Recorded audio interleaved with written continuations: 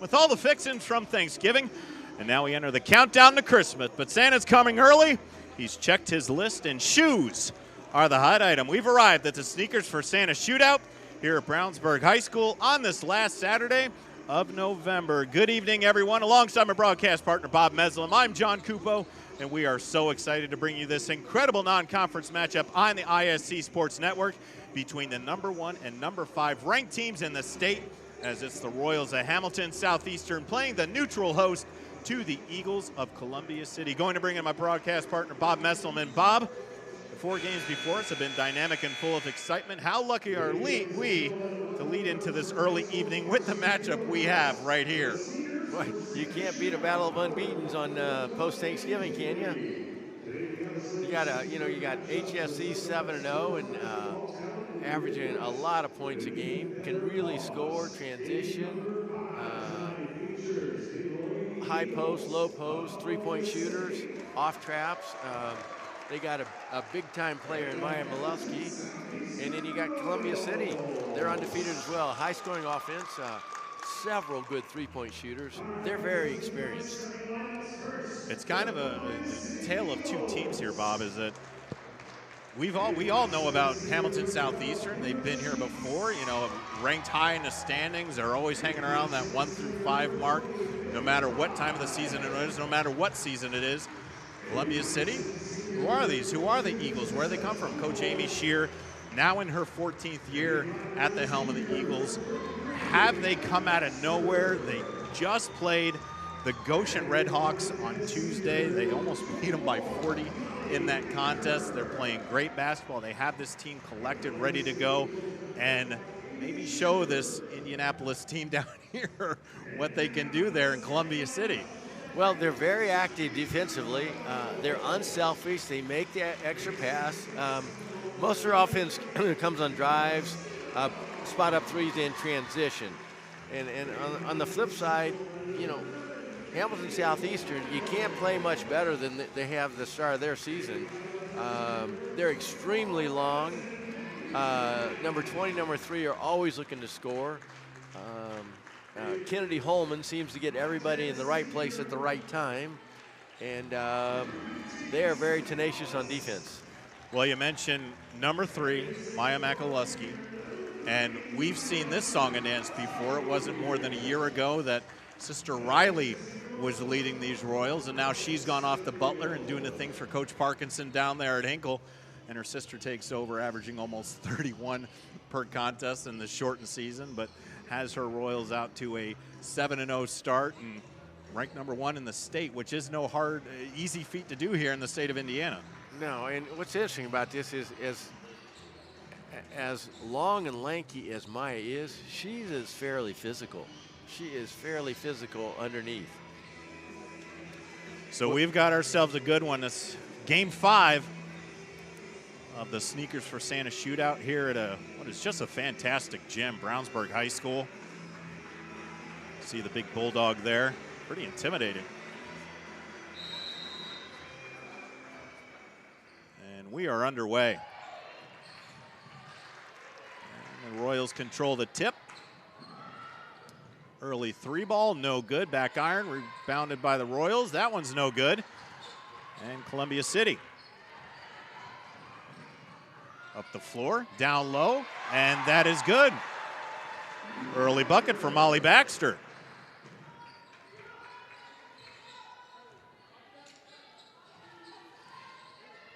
So here are the Royals. Looking at the top of the 3. Makaluski into the lane. She drives. Foul is on the floor. And that's going to go on Molly Baker. That'll be her first.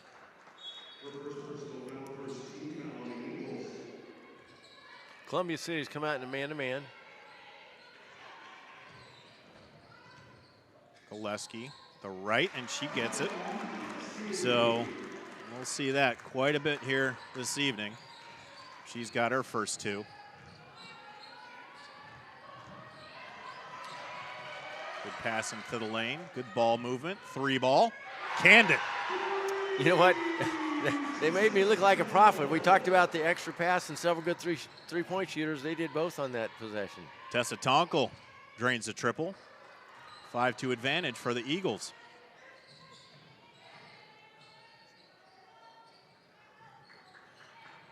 Stidham down low and a streaking Holman.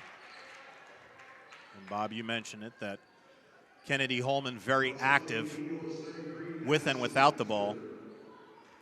Yeah, she's pretty physical, a good defender. Doesn't score a lot of points, but leads the team in assists with a little over 7 per game.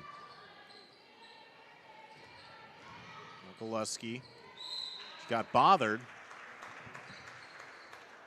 but that was off of Columbia City. So be it now for the Royals. It's a minute 25 into this one. Good backdoor and good look there. And very late whistle there. Goodness.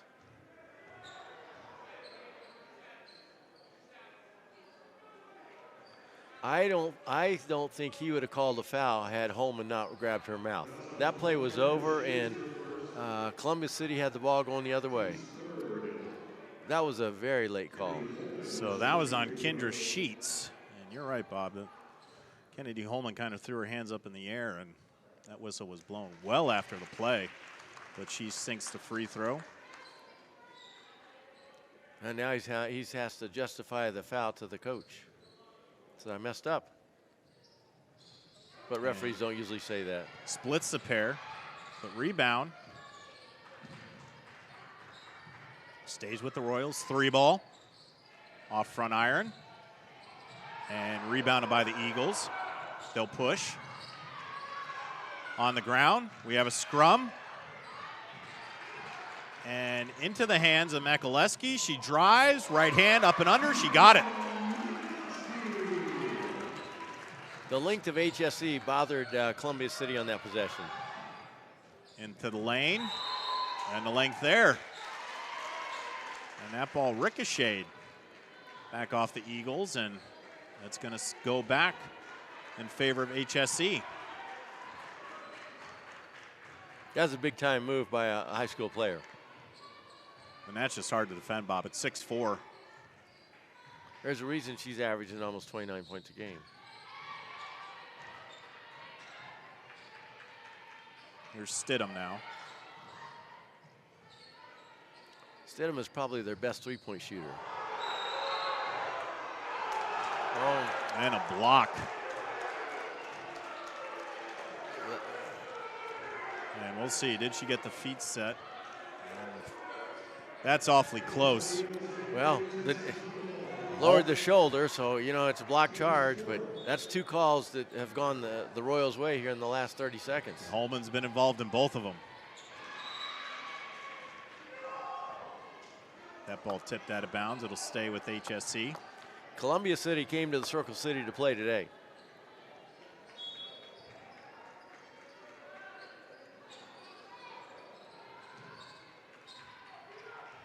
So here's Holman. Just under 5:30 left here in the first quarter.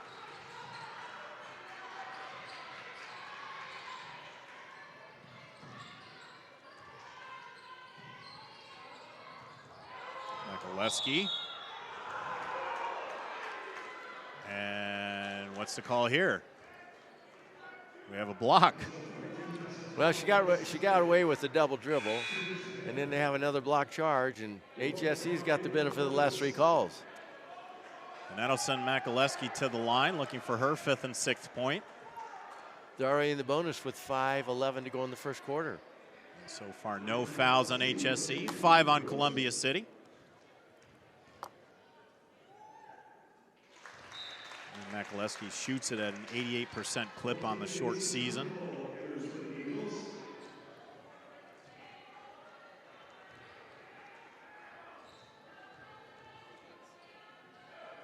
And sinks them both. So early on, she's got 6 of HSE's 7 points. Good drive into the lane, but couldn't finish. Not a very good shot. And good basketball, but Mikuleski couldn't finish. Now the Eagles on the offensive. 3 ball. Got it. So Kendra Sheets with her first 3, and that gives Columbia City the 8-7 advantage.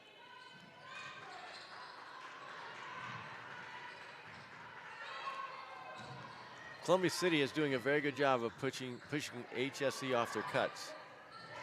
And good cut there by Very good Makaleski. cut. And she's up to 8.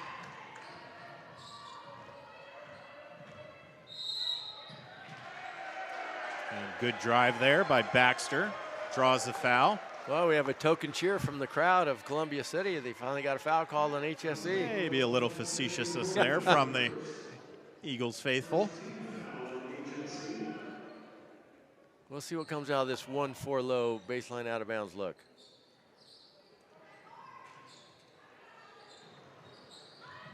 Baker thought about it. Now Fry, bothered. She'll kick it back out for 3. Just in and out, but rebounded by Tonkel. And now Stidham got a little handsy, so 2 fouls here. Be side out for the Eagles. Well, the Columbia City fans have woken up a little bit, haven't they?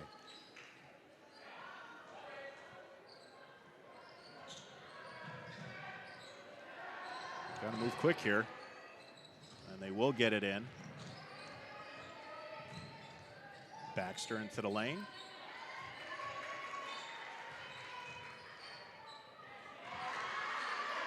That's tough to feed the post from up top. They need to make the extra pass to the wing or to the baseline, but Holman drives, hit the bottom of the iron. And that's going to go Columbia City's way. Looks like that went off of Zoe Lawless.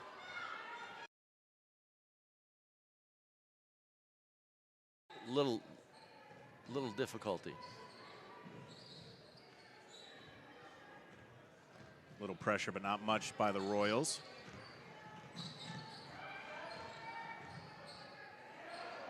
Tonkel, and couldn't finish, but draws the foul. What's interesting is this token full court pressure has bothered Columbia City to a little bit, but once they've gotten in the half court, they've been able to dribble the ball to the middle, spin, get some layups, and get to the free throw line. So Alyssa Tonkel gets on the board, her first point. The sophomore. And calmly sinks the second.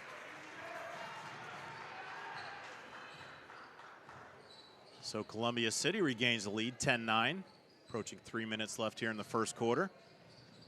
Backdoor, Makaleski kicks it out. Stidham down low to an open Van Hoosen. Good recovery defense there from Baxter.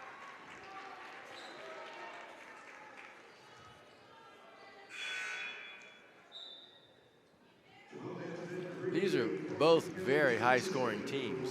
You know, in 6 games, Columbia City's put up almost 400 points, and in 7 games, HSC's put up almost 500 points. So both teams can score. Makaleski, a little pull-up jumper, got it.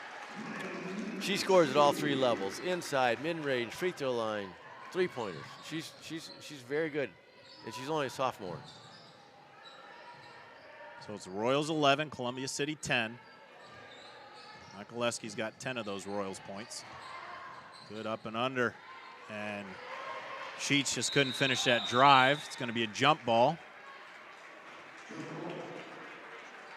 And it'll stay with Columbia City.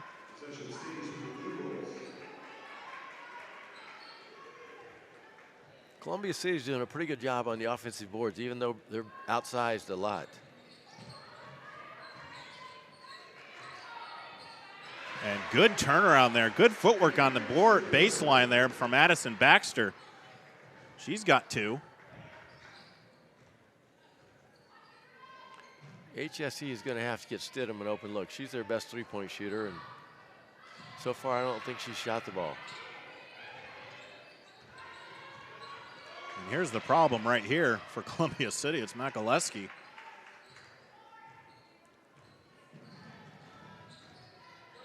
There's Holman, little jumper, no good. And some offensive push from the Eagles, blocked by Stidham.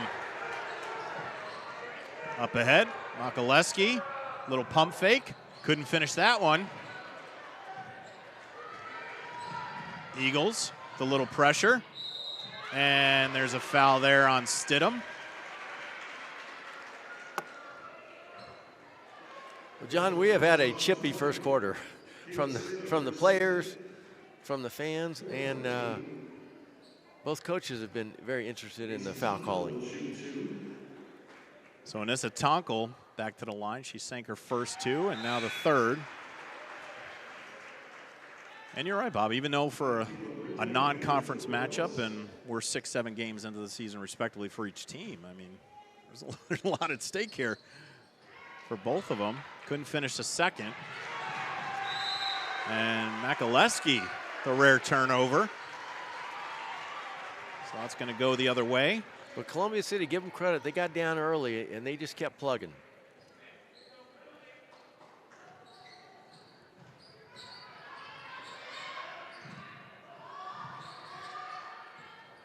Sheets with a long three, almost from the logo. They have several kids that can hit these spot-up threes.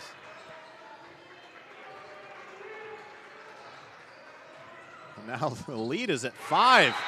HS3 throws that away. So Maya was cutting along the baseline. Columbus City saw that, switched on the help side, which forced the pass to go overhead and out of bounds. I thought I was in Milwaukee. I thought Dame Lillard was out there. My goodness. From the collar of the Bulldog. Great range from Sheets. Nice dribble. Oh, just front iron that.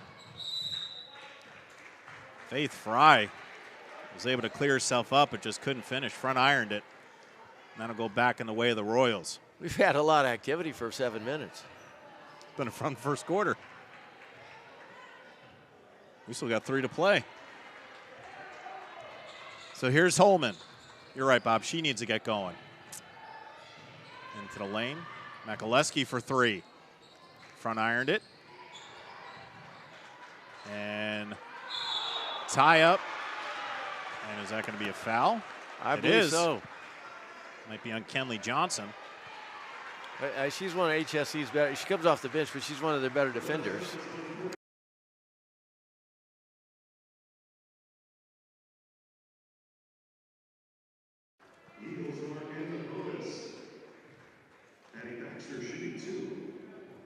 Addison Baxter at the line. Gets her 3rd point. I'm going to say if this comes down to a free throw shooting contest, Columbia City has a better free throw shooting squad.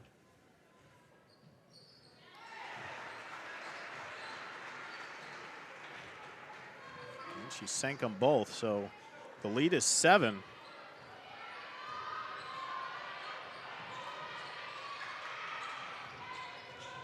Columbia City is doing a nice job of switching on the man-to-man. Under 30. Holman lost it. Numbers for the Eagles on the drive. No good. Rebounded by Holman. Now she'll push.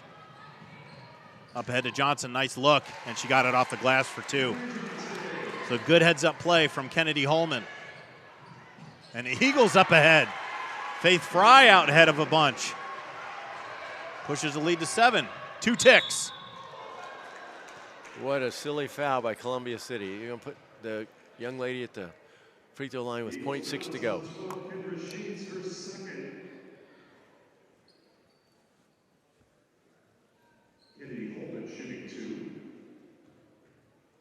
So it'll be Holman. Front iron that one. Just held to the 1 point so far. Only shooting it at 45% coming into this one. She's missed 2 already. So I think the clock operator thought we were still back in the 1-and-1 days, and he ran the 0.6 off after the first free throw. But fortunately for HSC, she gets 1 more free throw. The way she shot that first one, Columbia City is going to have to block out, or Makaleski is going to get a tip in.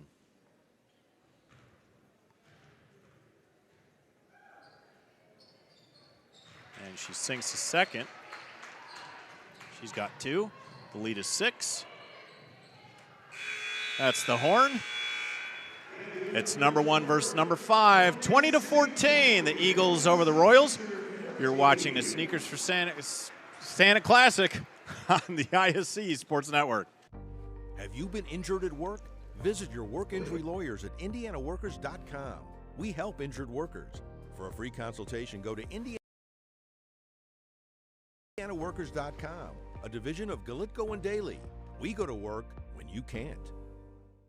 If the time comes, be ready. Learn CPR and join the nation of lifesavers. Nearly 3 out of 4 cardiac arrests that don't happen in hospitals happen in homes. CPR saved my life. I've teamed up with the American Heart Association as the national ambassador to help create a nation of lifesavers, turning bystanders into lifesavers through CPR education and access to AEDs. Join me to ensure everyone has the chance to live longer, healthier lives. Visit heart.org/nation. 3, 2, 1. Has the first dunk in the building from Joya. Waits, Waddell finishes. And lays it in. There is right now the play of the game. Better finish. Good. We might see that on plays of the week. Great feed. The finish. Spin, win, 3. Bury it in the lane. No, gun, yes. Whoa, what a play. Flying in. In addition to learning hands-only CPR, the American Heart Association encourages schools, businesses, and other organizations to have a cardiac emergency response plan. Free templates and resources are available from the American Heart Association. Simply scan the QR code now that you see on your screen. It's a number 1 HSC Royals down 6 to the number 5 Columbia City Eagles 20. Just start of the second quarter here at Brownsburg High School for the Sneakers for Santa shootout. Mikuleski airballs that one. And Bob, as we start the second quarter here, that was a pretty intense first 8 minutes that we saw here in game number 5. They look like HSE has extended the pressure to full court. Now they back off a little bit, but Columbia City has been able to get to the basket, which has opened up their three-point shooting.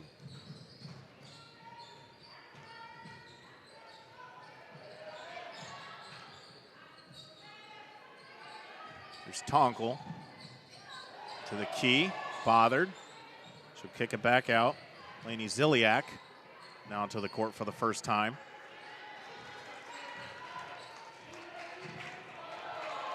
Madison Baxter being bothered by Johnson, and finally a whistle blown, and that'll be Kenley Johnson's second.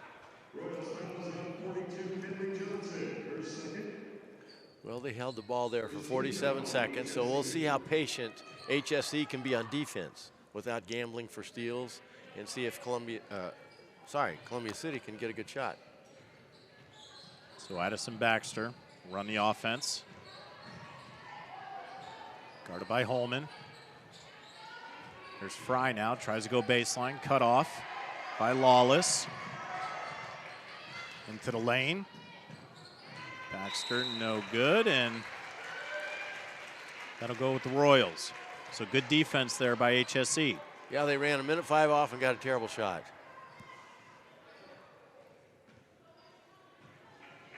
Let's see if HSE can get some movement. So far, they've just been looking for one player. She's delivered, but they've been balanced all year. I don't think Stidham has scored. Holman might have a free throw or two, but for the most part, it's been all number 3 for HSE.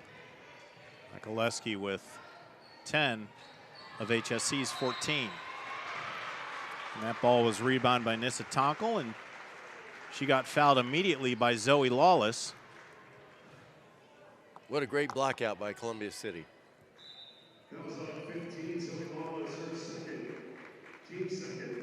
So that's 2 on Lawless and 2 already here in the second quarter.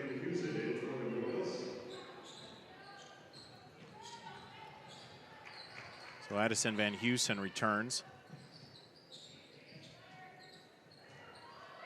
They're the Eagles. 3 ball.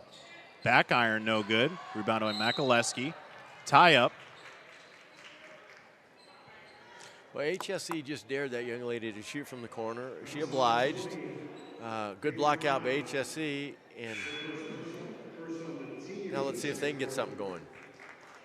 Foul is on Faith Fry, the senior, her first. For as high pace as first quarter we had, the second quarter is like watching paint dry. Slowed down just a tad. Goodness. No points in the first couple minutes.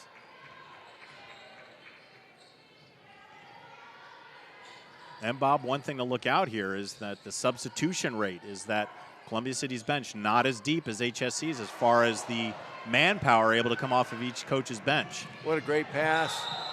And steps. Yeah, what a great pass.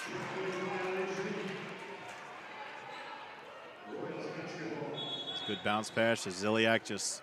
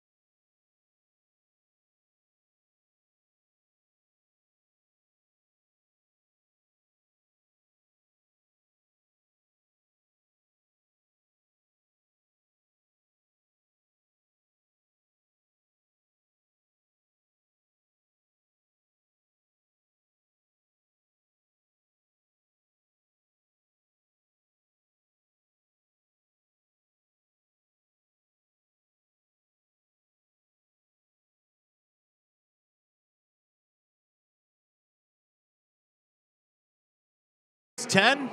We'll take a break. The Sneakers for Santa Shootout, Brownsburg High School on the ISC Sports Network. Hey there, I'm Jake Query. And I'm Derek Schultz. Derek, do you know what we do not have in common with Ted Lasso? What's that, Jake? We made it beyond 3 seasons. Oh, we're going to make it like 30, 40, 50 seasons. As long as your heart holds out, that is. Query and Schultz every Tuesday night. You can watch it right here on the ISC Sports Network, on our YouTube channel, Facebook, Twitter, Twitch, X, podcast, whatever it is. Just call it whatever you want. Twitter doesn't exist. Just make sure Tuesday nights, Query and Schultz, 7:30, all season long right here on the ISC Sports Network. We outlasted Twitter. We did. Have you been injured at work? Visit your work injury lawyers at indianaworkers.com. We help injured workers. For a free consultation, go to indianaworkers.com, a division of Galitko and Daly. We go to work when you can't. Now for more than 30 years, the Indy Card Exchange has been your trusted source for buying and selling trading cards of all kinds. And they are refining the game of professional grading with consultation services to save you time and money. Go to IndyCardExchange.com for more information and to see how you can make money off of your collection. Bob, the lead is 10, but not kind of what we expected or what many expected. It's the Columbia City Eagles up 10 against the #1 ranked HSC Royals, 24-14. Ball in the hands of Royals now. Makalewski back in there, and she gets right to work for her 12th point. They cannot play behind her in the post. She is too good and too rangy to be able to play behind. They're going to have to put somebody in front of her. Right now, Bob, the question is, if you can't go to Makalewski, who do you go to for HSC? Because she's got 12 of their 16 points, and right now no one has shown that they can put the ball in the basket. Well, Columbia City has been very active defensively. And Columbia City has also done a very good job of balanced scoring. That ball a little heavy from Baxter. Here's Holman.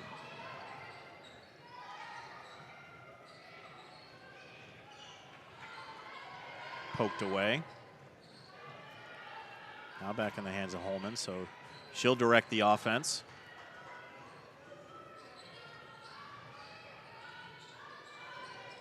Down low, Makaleski couldn't finish it, but she'll go to the line. I believe it's on Nissa Tonkel. Coach Satterfield will take that kind of play all day long.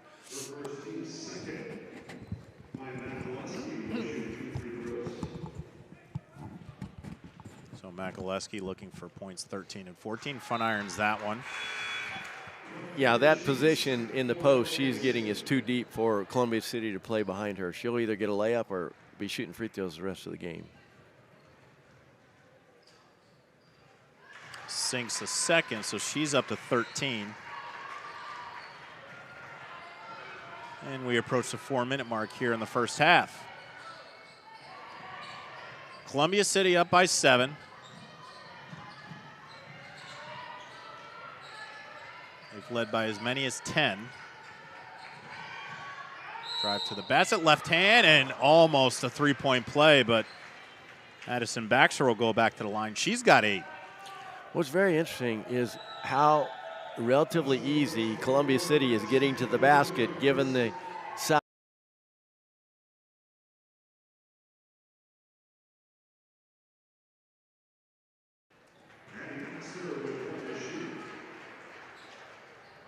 Baxter makes the first.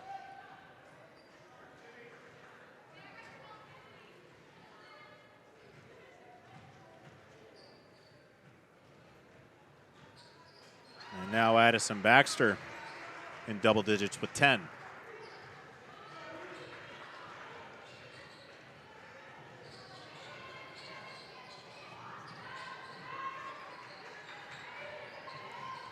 We see Kayla Brindley.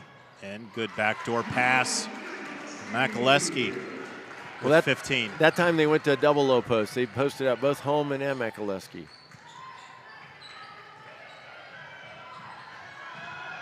Good drive to the basket. Addison Baxter going toe-to-toe with Makaleski. She's got 12. Tie-up between the two. And that's going to go with Columbia City. You can just watch the HSC players kind of looking around, waiting for Makaleski to do stuff. Stidham hasn't got shots off. Holman hasn't been scoring. And it's very interesting watching the body language of HSC right now because they're used to getting out up and running up and down the court. They average almost 68 points a game. And here we're at halftime and they have 19, or halfway through the second quarter, and they have 19 points. So Coach Amy Shear takes a timeout. We'll stay here. It's 28-19, a 9-point advantage for the Eagles. And Bob, you know, we mentioned this kind of at the beginning of the game is that HSC, number one, they've been here plenty of times. It's something they're familiar with, whether it be 1, 2, 3, 4, 5, somewhere in the top 10. Columbia City, out of nowhere, here they are, number 5, 6-0. The strength of schedule hasn't been that great, but they're showing up big time. It's granted a lot of basketball left to play, but with 3 minutes left here in the second quarter, they're up by 9 against a very, very good HSC ball club. 3 ball. Front iron no good. Chased down by Holman.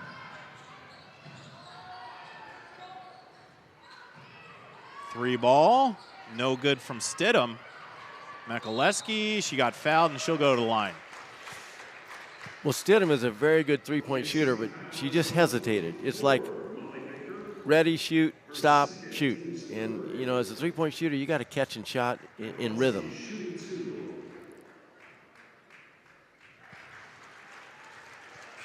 And now Makaleski up to 16.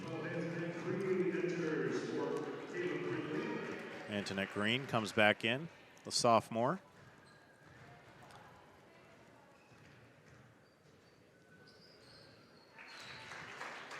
Now 17.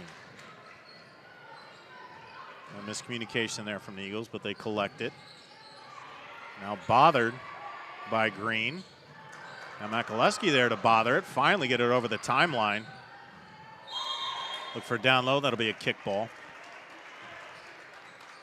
You noticed in the last minute or two, HSC's picked up the defensive intensity, going from half court to three-quarter court to now to full court.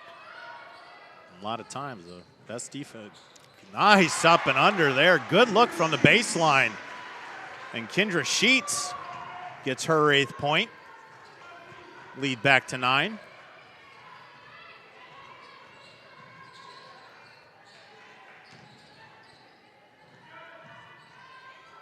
Down low, good anticipation there in the knockaway.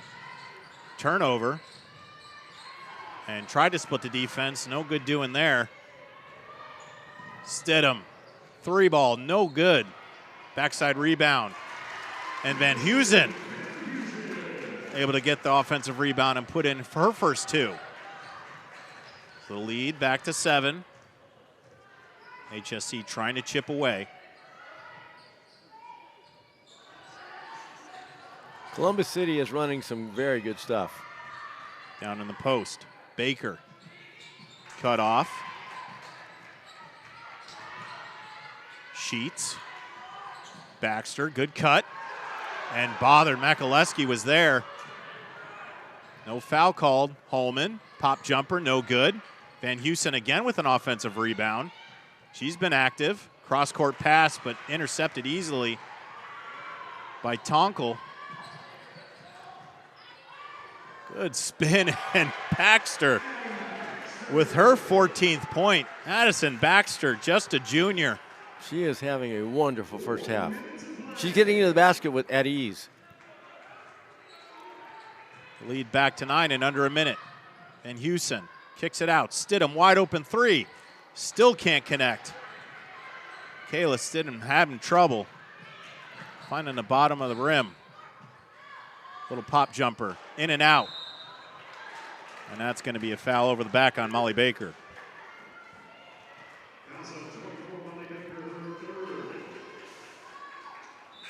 Yeah, with 2 fouls with the less than 40 seconds to go, you have to know what you can do and can't do. And even though it didn't put them in the bonus, that was a tough foul to go into halftime with your 3rd foul and a offensive over the back. And not a lot of height on Coach Shear's team, and Molly Baker at 5'10", already with her 3rd foul, so she's going to be very careful in the 2nd quarter. Can't afford to lose her. So here's Stidham now, just trying to get going. And the off arm, and that's going to be a foul on Stidham. You can see it there. Just a push off with the right arm against Tessa Tonkel.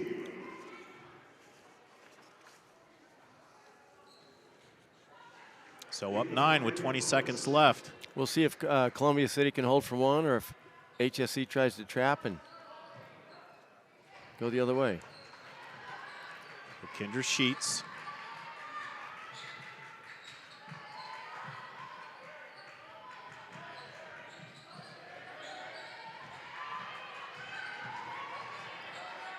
There's Baxter.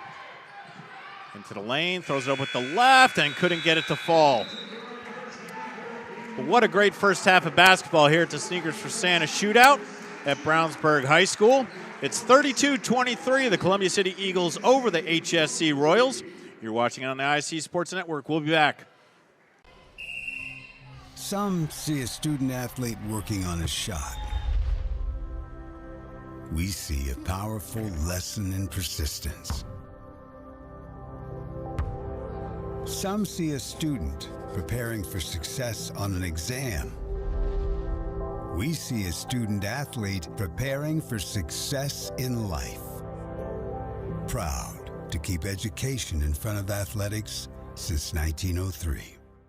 If the time comes, be ready. Learn CPR and join the nation of lifesavers. Nearly 3 out of 4 cardiac arrests that don't happen in hospitals happen in homes. CPR saved my life. I've teamed up with the American Heart Association as the national ambassador to help create a nation of lifesavers, turning bystanders into lifesavers through CPR education and access to AEDs. Join me to ensure everyone has the chance to live longer, healthier lives. Visit heart.org/nation. Have you been injured at work? Visit your work injury lawyers at indianaworkers.com. We help injured workers. For a free consultation, go to indianaworkers.com, a division of Galitko and Daly. We go to work when you can't. Got it!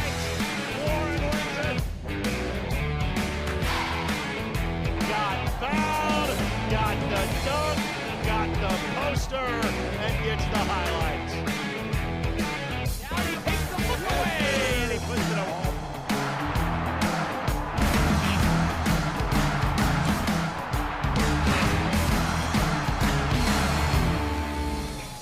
Throw it up for Tillman. Whoa, My goodness. 122.60 for Penn. what a swim. Six of them. The ISC Sports Network is your home for sports content across the Hoosier State. Find us live on TV and streaming or archived on our website and our app. The ISC is your one-stop shop for the content you want to see, including high school sports, college sports, and other great events throughout the year. Subscribe to our streaming service and get access to it all. ISC, local lives here. For the ultimate Wi-Fi experience, you need a managed Wi-Fi service with advanced Blast Wi-Fi.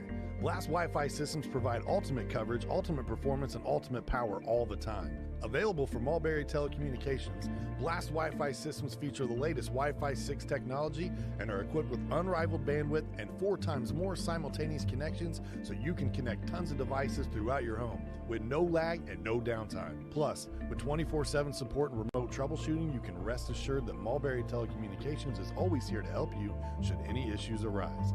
It's the ultimate Wi-Fi experience, and it's a blast. Blast Wi-Fi is now included with Mulberry Telecommunications fiber internet packages. Contact Mulberry Telecommunications at 296-2885 today to get started.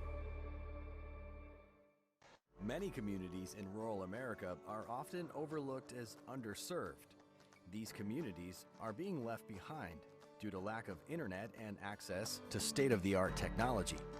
That's why Mulberry Telecommunications provides rural broadband services and technology and is growing their presence in north central Indiana. Because every community deserves infrastructure and beyond. To learn more, contact us today. Ball here. Harris scores.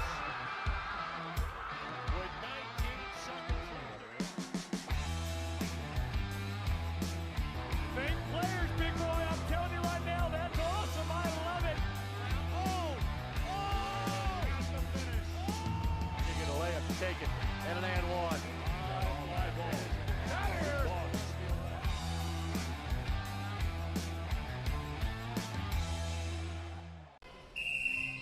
Some see a student athlete working on a shot. We see a powerful lesson in persistence. Some see a student preparing for success on an exam. We see a student athlete preparing for success in life. Proud to keep education in front of athletics since 1903. Oh, baby! That got me awake. The worm has turned in Logansport. Look at that play. The lob underneath, and if you don't get any picture perfect more than that. That young man will be glad that our cameras were here for tonight's contest.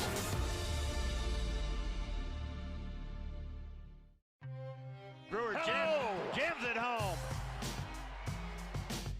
That ball wiggles in and into the back of the net. A little fireworks in the first half. Throw it up for Tillman. Whoa. My goodness. 122.60 for Penn. What a swim. Six of them. For a pretty face or what? I thought he hired you for your Italian food. meat church cooking talents. I can't Hey wait there, to I'm come to Jake your Query. And I'm Derek Schultz. Derek, do you know what we do not have in common with Ted Lasso? What's that, Jake? We made it beyond 3 seasons. Oh, we're going to make it like 30, 40, 50 seasons. As long as your heart holds out, that is. Query and Schultz every Tuesday night. You can watch it right here on the ISC Sports Network, on our YouTube channel, Facebook, Twitter, Twitch, X, Isn't it podcast, X whatever it is. Just call it whatever you Twitter want. doesn't exist. Just make sure Tuesday nights, Query and Schultz, 7:30, all season long right here on the ISC Sports Network. We outlasted Twitter. We did. The sneakers for Santa Shootout Brownsburg High School. It's the Columbia City Eagles 32, the HSC Royals 23, alongside my broadcast partner, Bob Messlem. I'm John Cupo. And, Bob, we have had 4 games that have been fantastic so far through the day, and we're not disappointing any time with this 5th one, as it's HSC ranked number 1 in the state coming into this one, and Columbia City out of nowhere ranked number 5, and right now they're playing kind of the opposite polar of each other. Yeah, Columbia City has done a very nice job being active defensively versus HSC. They've been unselfish. They've made an extra pass, which has led to some open threes, and they've gotten to the basket, but those girls can shoot. On the flip side, HSC has gotten a little frustrated. They're not used to, well, at least this season, they have not been matched up like this.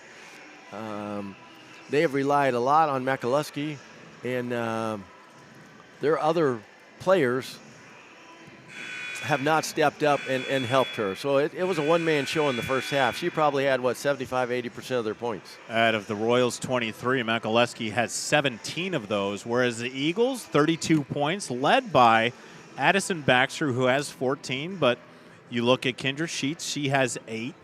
Nissa Tonkel has 3, Faith Fry 2, Tessa Tonkel 3, Molly Baker 2. So a little bit more rounded scoring from Columbia City and Amy Shearer's Eagles. But I think, I don't know if this has anything to do with it, but Hamilton Southeastern did play Friday afternoon versus a very good Carmel Greyhounds team. They did win 59-42 in that contest. Maybe the legs a little bit more worn out, but nonetheless, these are kids and they're born to run and whatnot. And Columbia City did play earlier this week against Goshen, beating the Red Hawks 62-24 this past Tuesday. But what does, and you pretty much summed it up in that little breakdown you did there, but in the second half, what does Hamilton Southeastern need to do to close this 9-point gap and establish something to show a little bit of dominance over Columbia City right now? Well, the pace of the game really favors Columbia City. You notice how patient they're being on offense. They're working the ball around. They're taking really pretty good shots for the amount of shots they've taken. HSE wants to get up and run and score in transition and use some of their athleticism, but Columbia City right now is not allowing that to happen. So we'll have to see what adjustments Coach Satterfield makes at halftime. One, to get the girls and the ball running up and down the court, and number 2, to see if he can find some help for number 3, because so far it's been a one-man show, and Columbia City has almost been content to let her score points, and they focused on the other 4. And for Columbia City and Amy Shearer's Eagles, if it's not broke, don't fix it, right? Just keep doing what you're doing? Well, I think they're going to have to be prepared for HSC to amp up the intensity on defense, which I think is going to go from a 3-quarter to full court press. And secondly, they have to continue to run their stuff. But HSC, I think, will get a little bit more physical in the second half, bumping Columbia City off their cuts. And they're also going to try to run the basketball. Columbia City does not want to get in a track meet with HSC. So we'll see what the second half brings us here on the Sneakers for Santa Shootout. Well, typically in a game like, any basketball game, but we're looking who makes the adjustment at halftime, then the adjustment to the adjustment. But you got to look at these first 2 to 3 minutes as very, very critical part of the ball game. And I believe Baxter for Columbia City picked up her 3rd foul.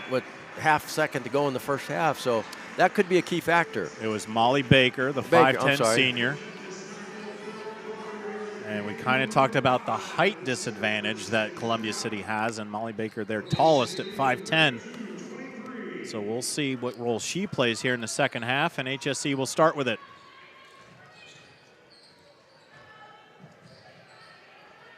Here's her back screen. Flair. McAlusky.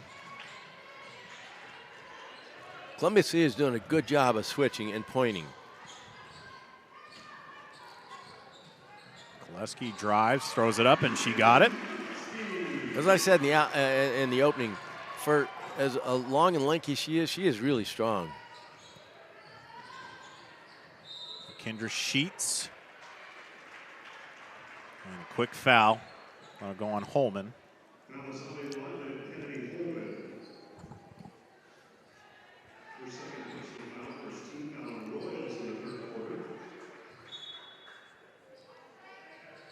The Eagles will inbound.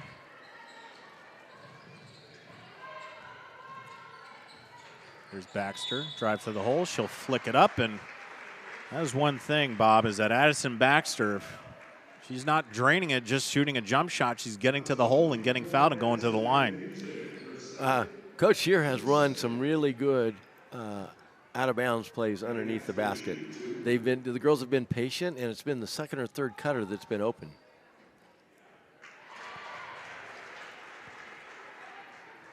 Gets the friendly roll for her 15th point. I think that's the first girl from Columbia City that's hit a rim on a free throw. She heard you. So she wanted to get net on that second one. For her 16th point, lead back to 9.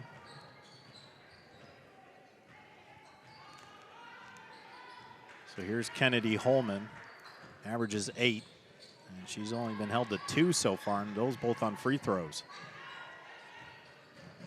Makaleski, pull-up jumper, in and out, no good. Holman got the rebound, back up, blocked.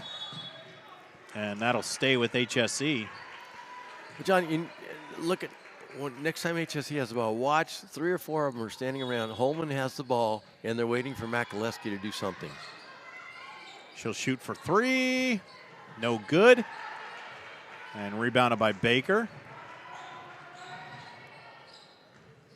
Baxter. Kick out. Baker, nice cut, and just Tonkel couldn't finish it. Good look by Molly Baker, but look how easy they're getting to the basket.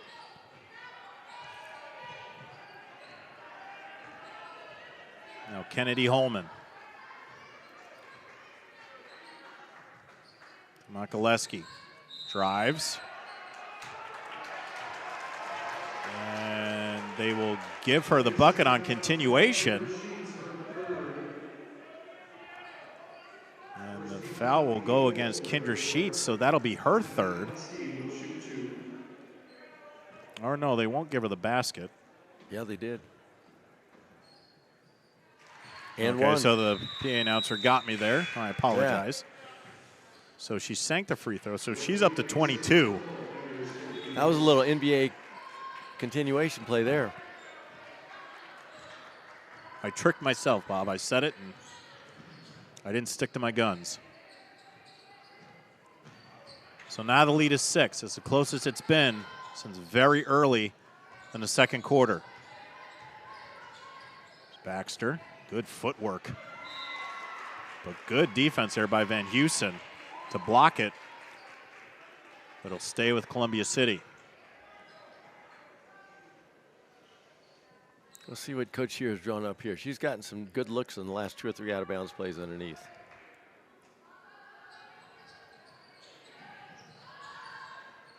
And play it far out.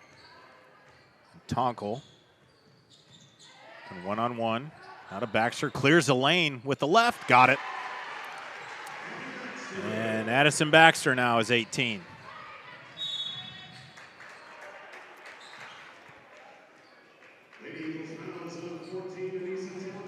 Anissa Tonkel. It's her 2nd. Well, when you're aggressive like Makaleski is all the time, you get the benefit of that on the calls from the referee. So they're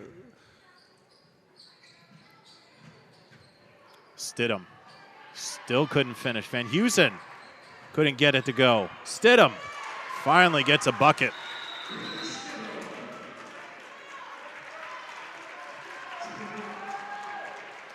So Kayla Stidham gets her first bucket. That'll force a timeout. The lead is 6. You're watching this Sneakers for Santa Shootout on the ISC Sports Network. Have you been injured at work? Visit your work injury lawyers at indianaworkers.com. We help injured workers. For a free consultation, go to indianaworkers.com, a division of Galitko and Daly. We go to work when you can't.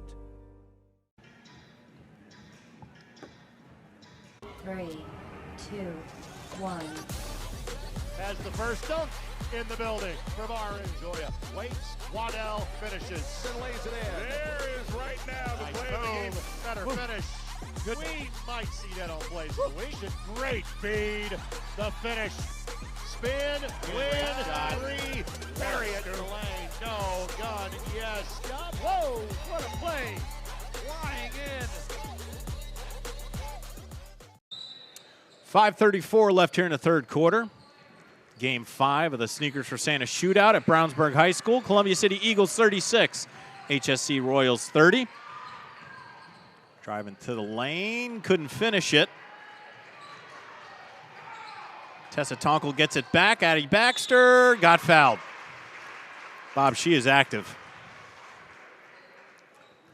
Columbia City is being very tenacious on the offensive end. They're getting to the basket, they're getting offensive rebounds, and they are outsized several inches per person.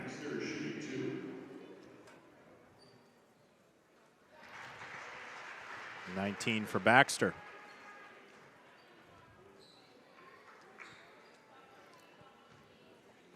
Coach Satterfield called that quick timeout after that basket. I thought maybe he might come out in some kind of pressure, but stayed the course with his half-court man-to-man. So Baxter splits the pair, has 19. The lead is 7.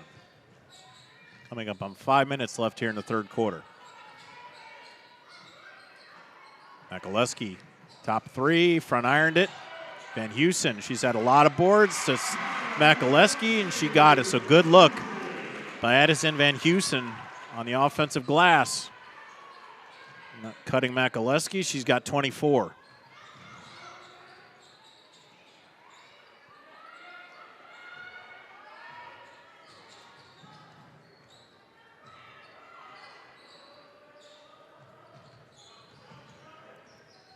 Tonkel.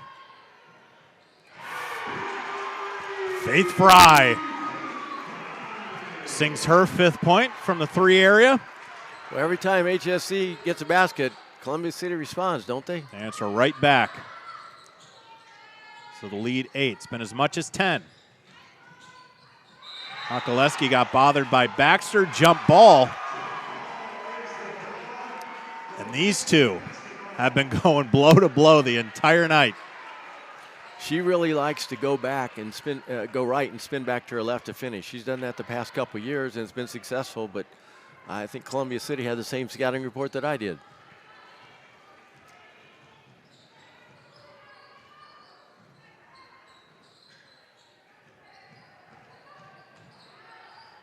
Tonkel front ironed it. Van Heusen, she's been good on the boards. Up ahead. Lawless was there. Zoe Lawless gets on the board. Her first 2.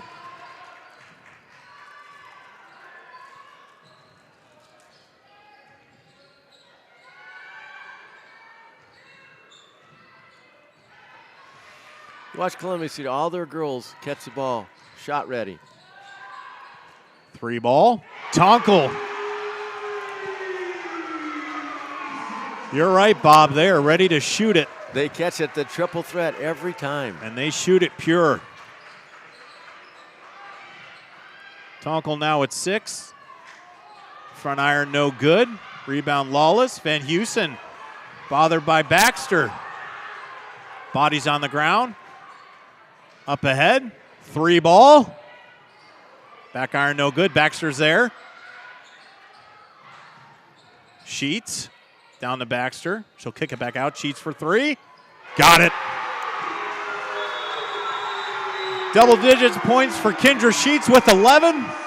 The lead is 12, the largest it's been. And Brian Satterfield will call a timeout. We'll take a break.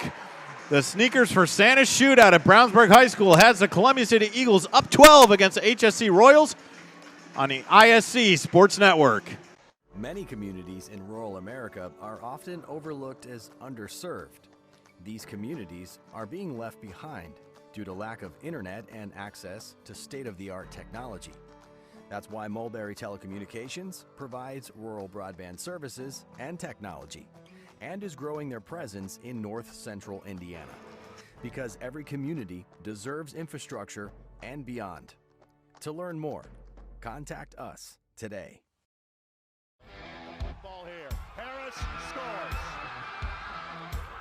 With 19 seconds. Fake players, big boy. I'm telling you right now, that's awesome. I love it.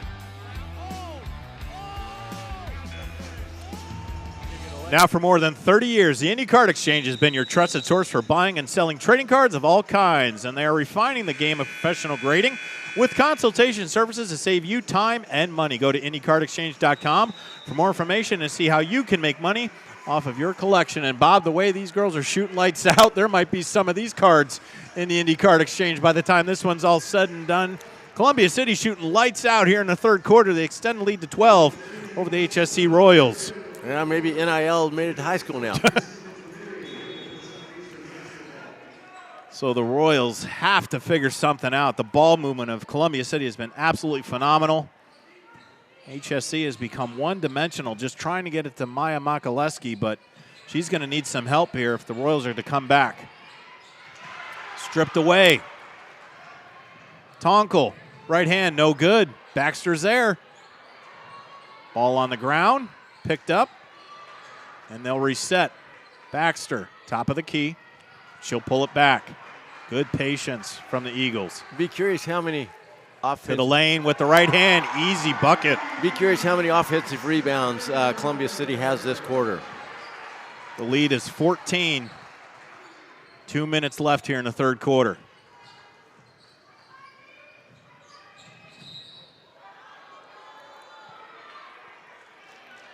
And if there was going to be a momentum killer, it was going to be a foul, and it goes on Addison Baxter. Well, most of the Royals are standing around watching to see if Michalowski can get open or what she can do. Kennedy Holman.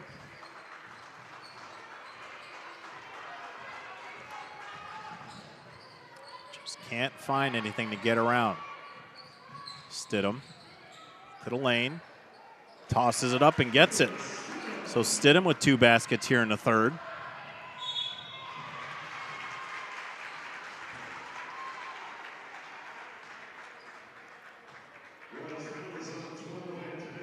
And the foul is going to be on Antoinette Green. It's the 4th team foul, so the next one will send the Eagles to the line.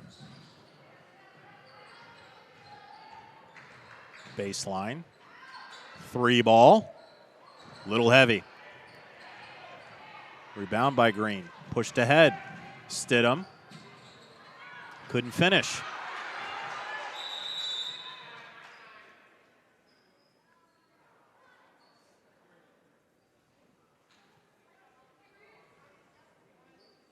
And maybe something with the clock.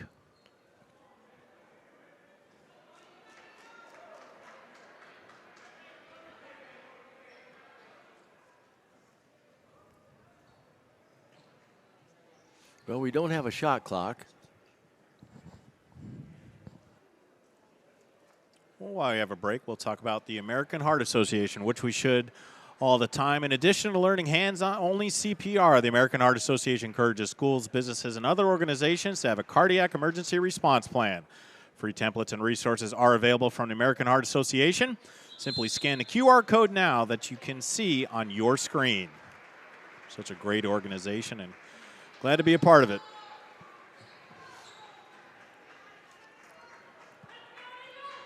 So a minute 25 and whatever it was, it gives the ball to the Eagles, and they'll inbound. Some pressure here from HSC, but they'll pull back. The lead is 12.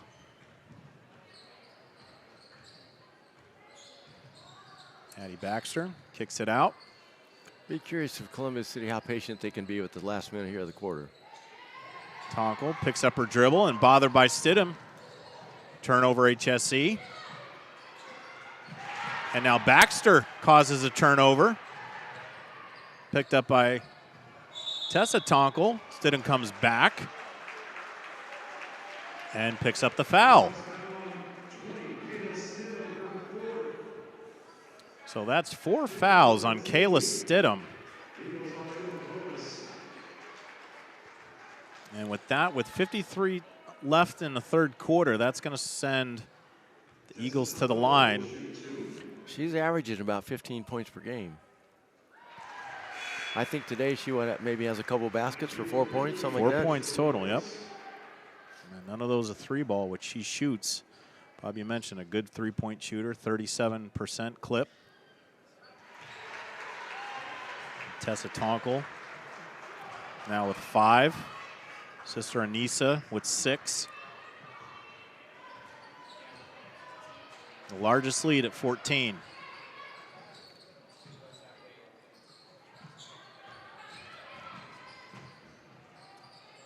Holman, good drive, but just couldn't finish it. Rebounded by Tonkel.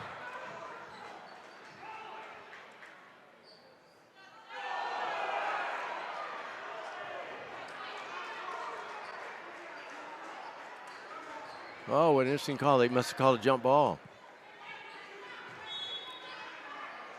So inbounds for HSC. 31 ticks and stolen off the inbound by Anissa Tonkel. Baxter breaks the press. Good pass to Molly Baker for the finish. So they closed in on Baxter, and they should have, but Baker was there to finish it. Lead now 16, now under 10. Green, Mikuleski, she'll shoot for 3, no good. And Columbia City shoots lights out in the third quarter. The lead explodes to 16. It's the number 5 Columbia City Eagles, 52. The number 1 ranked HSC Royals, 36. You're watching the Sneakers for Santa Shootout on the ISC Sports Network. Oh, baby, that got me awake. The worm has turned in Logansport. Look at that play. The lob underneath, and if you don't get any picture perfect more than that. That young man will be glad that our cameras were here for tonight's contest.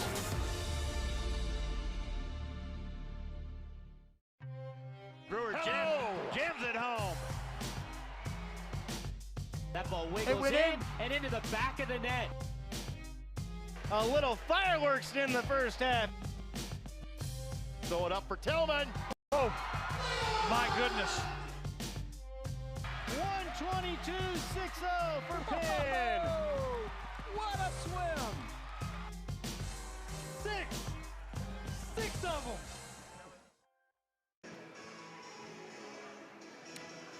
(52-36). Hey there, I'm Jake Query. And I'm Derek Schultz. Derek, do you know what we do not have in common with Ted Lasso? What's that? 52-36. The Columbia City Eagles have jumped out to a 16-point advantage, mostly due to hot shooting and Bob three-point shooting in that third quarter. Yes, they ran their stuff. They got open looks at 3. They got to the basket. They hit free throws, and HSC's offense became a little stagnant. And you sense a little bit of frustration on HSC and see what Coach Satterfield has drawn up for the fourth quarter. But I'm guessing HSC has a run left in them. I mean, they're number 1 team in the state. They're high octane, but so far Columbia City has held them at bay. All good teams. I mean, the 16-point advantage, not insurmountable. We saw it in the last game, is that Noblesville they were down. They kind of closed it a little bit, but better team came out on top, and we'll see if HSC can slowly, they're not going to get all 16 back at once, but let's see if they can chip away and see if they can make a run here in the fourth quarter. But Columbia City has played great basketball through 3 quarters so far. It's going to be tough. I look for Columbia City to work the clock. And that's one right there that you got to stop if you're going to do it. And so far they haven't. Addison Baxter with 23. Kennedy Holman. Bobby, kind of thing, if she's done that the whole game, it might be a different contest, but she's been very passive throughout the contest.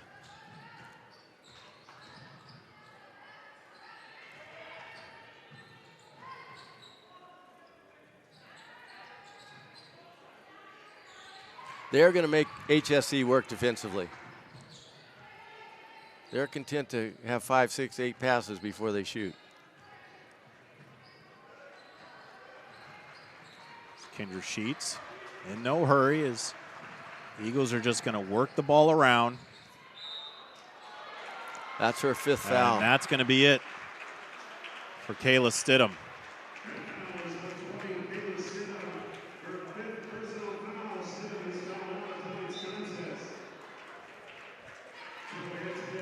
And that's going to be a tough replacement. Well, you just took 15 points out of the game. Second leading scorer for the Royals.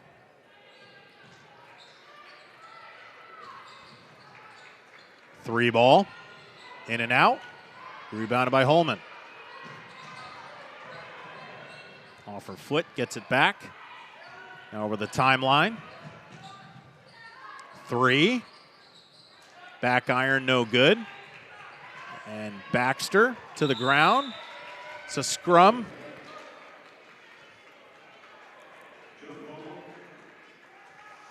What's been interesting is that Columbia City has matched toe-to-toe the physicality of HSE. And I don't think HSE was prepared for the physicality of Columbia City.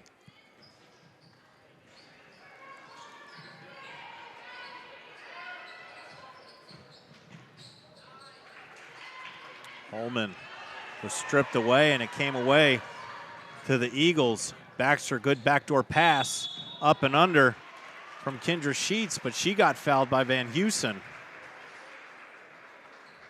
So watch next time HSE has the ball. They're running Makaleski off back and forth across the baseline. Columbus City is pointing where she is, and they're switching as soon as she gets to the corner. Good look, and Kendra Sheets, as almost she did the play before. And they called her for a travel.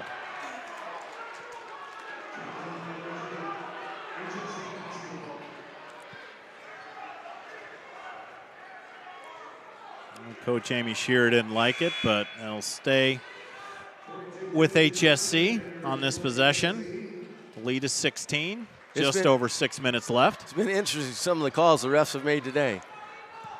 I'm glad I'm up here, not on the bench. And Makaleski. She'll take it, kick it out. Green for three. Air ball, Makaleski's there. She'll clean it up and put it back in for her 26 point. Lead is 14.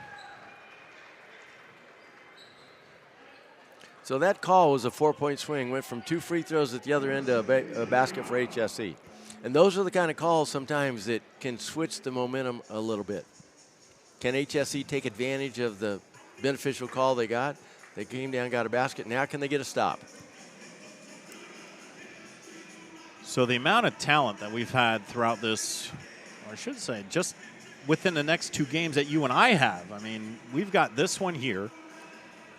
The only team that has not had a state championship. I mean, next we're going to see Bedford North Lawrence versus Lawrence North. The only team that does not have a state championship is the one that's playing like state champions right now. That's Columbia City, and they've only made one state finals appearance back in 2000. And they lost to a school you're quite familiar with, Cathedral. Yeah. The Fighting Irish.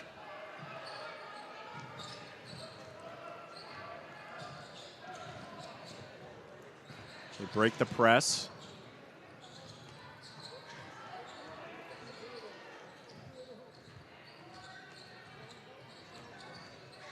And Bob, something to note for Columbia City. Here's Baxter into the lane, just floats it up and cans it. 25 for Addison Baxter. HSE is having trouble keeping the Columbia City girl in front of them. They're getting beat to the basket on drives, straight line drives. But number 24, Molly Baker, picked up 3 fouls just before the end of the first half. And she's been out there and still has 3 fouls. So she's played smart basketball. And fadeaway jumper, no good. Rebounded by the Eagles. Lead is 16, under 5.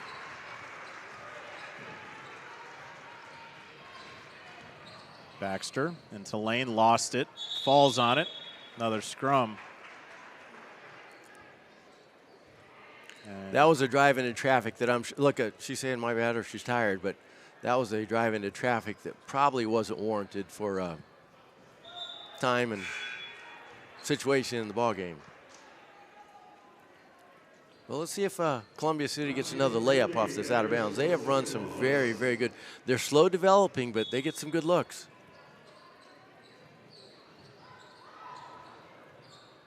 And having trouble getting it in underneath, but flips it out to Kendra Sheets. Top of the key. And she'll draw the foul.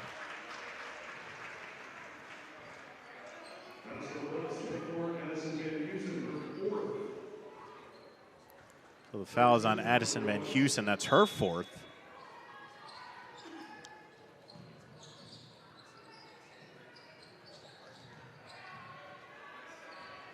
Baxter bothered by Green, splits the defense, floater, got it. 27 for the junior.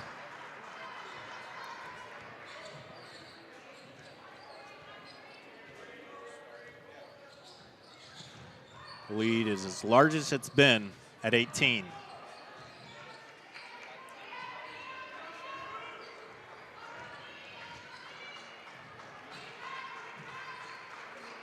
Mikuleski, long three, and got it.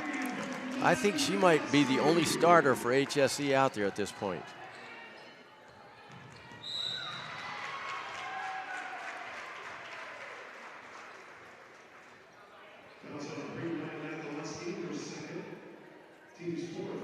So that foul on Mikuleski. It's her second.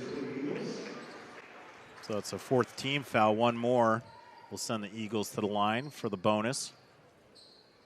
Lead is 15.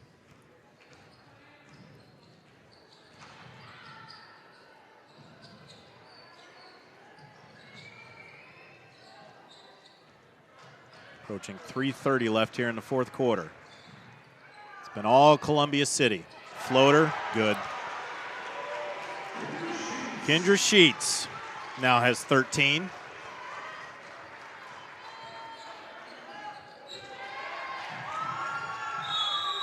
That ball thrown away.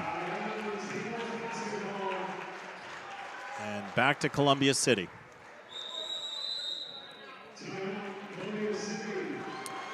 Coach Amy Shearer takes a timeout. We'll take one, too. The Sneakers for Santa Shootout on the ISC Sports Network. Your life is on the go. Now your viewing habits can be on the go. With the ISC Sports Network app, your team is at your fingertips. You can download years' worth of content from the ISC Sports Network library.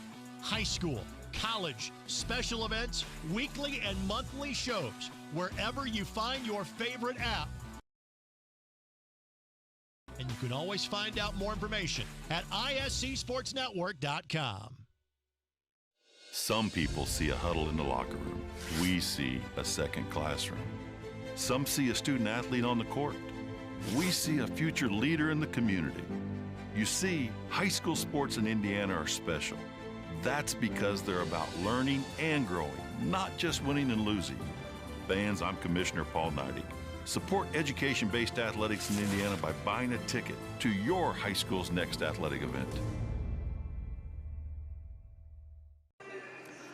The lead is 17 for the 5th-ranked Columbia City Eagles over the #1 ranked HSC Royals here at the Sneakers for Santa Shootout at Brownsburg High School. Alongside my broadcast partner Bob Messel, I'm John Cupo. And Bob, it's been a fun one. It's been a good one. We just didn't expect it.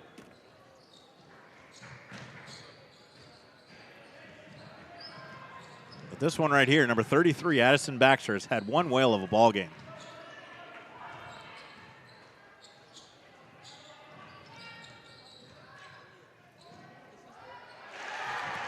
And Kendra Sheets, probably the quietest 15 points that you'll ever see. It's amazing how easy these girls are getting to the basket.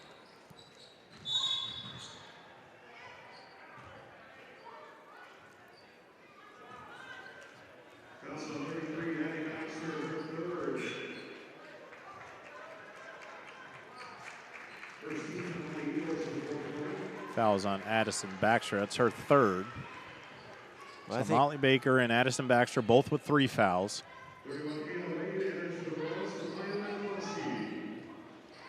And Makaleski probably saw her final minutes.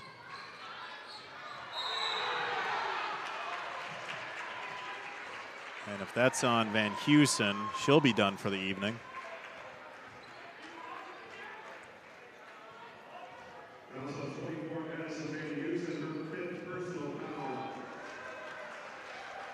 It is. I think that was a foul of frustration. I know that's cliche, but HSC, they looked shocked. The bench looked shocked, the players looked shocked, and I don't think this is, well, I'm sure this is what Coach Satterfield expected, but Columbia City showed up to play. They came to the Circle City and said, hey, we got something. We're going to show you. And Bob, a question for you, longtime coach and longtime successful coach, is how much of a motivation is it? You think of Capital City and how far away they are. I mean, they're north of Fort Wayne, and to take that long drive to know that we've got to travel this far, the last thing we want to do is come down to this thing and lose and have to make that long travel back. How much of a motivation is that to come down and play your best basketball? Can you bring that onto the court? Well, you hope you can. You never, the bus ride home, whether it's 5 minutes or an hour and a half after a loss, is horrible. The bus ride there is the anticipation, and you're thinking about it. And these girls had probably an hour and a half on the bus, 2 hours. Think about coming to Indianapolis, playing the #1 team in the state, and what can we do? How can we do this? You know, we've been on teams where the bus rides are quiet. Been on teams where bus rides are kids are noisy. It takes the team's personality, what a bus ride is like. But these girls are going to have fun riding back tonight. I can tell you that. So Kayla Brindley gets in the book, her first point.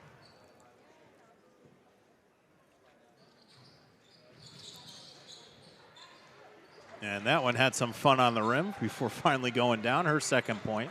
So I wonder if Michalewski is close to a record or something, because Coach Satterfield just put her back in the game, down 20 points with, 2 minutes to go. Well, she's got 29. It's still below her average, surprisingly. And she fouls Baxter. Well, I don't think you put her back in there to foul somebody.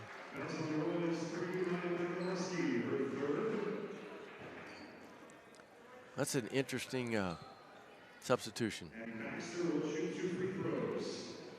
So it'll send Addison Baxter to the line. And front irons that one.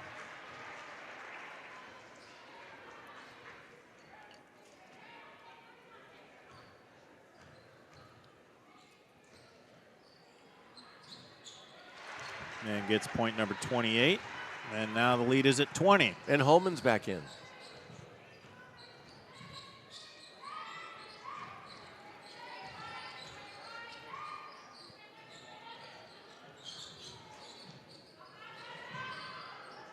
Michalewski for 3.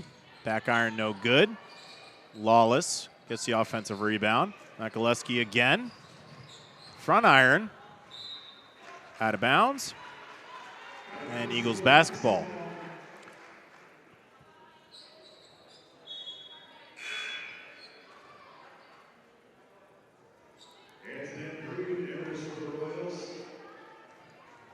So Antoinette Green now replaces Michalewski. And now she might be done. Baxter up ahead. Good pass over to Baker, and she finishes. They share the ball extremely well. Holman into the lane. Couldn't finish it. Gets her own rebound. Back up. Puts it in. Kennedy Holman has 6. Well, Coach, in our conversation with Coach here, she really emphasized the we over me mentality, and we have seen that here tonight.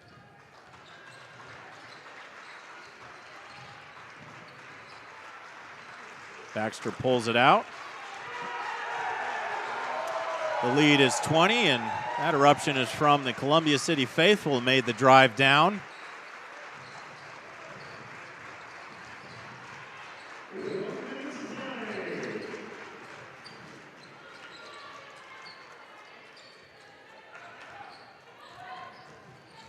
Stripped by Holman.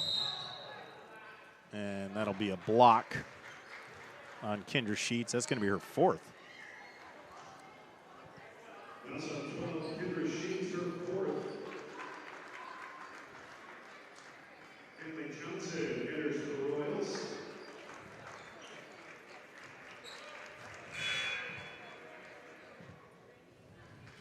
The Eagles 20-5.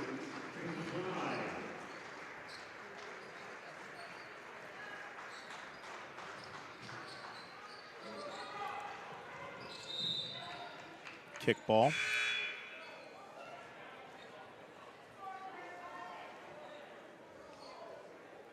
That's the Eagles 14. Anissa Tonko, her third.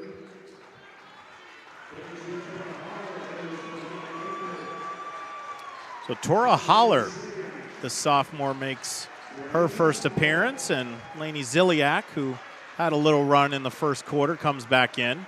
Coach Amy Shearer. Kenley Johnson back on the floor for Coach Satterfield. And Hannah Wade, the senior guard for Coach Satterfield as well, number 31.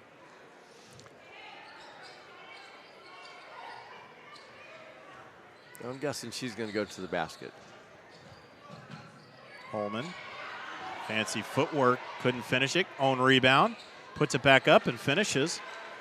So Kennedy Holman playing strong. Lead is 18, all the way to the cup. Sheets, front ironed it. Rebound by Green. Up ahead to Holman. Right hand, no good. Rebound Johnson puts it in. So it'll lead 16.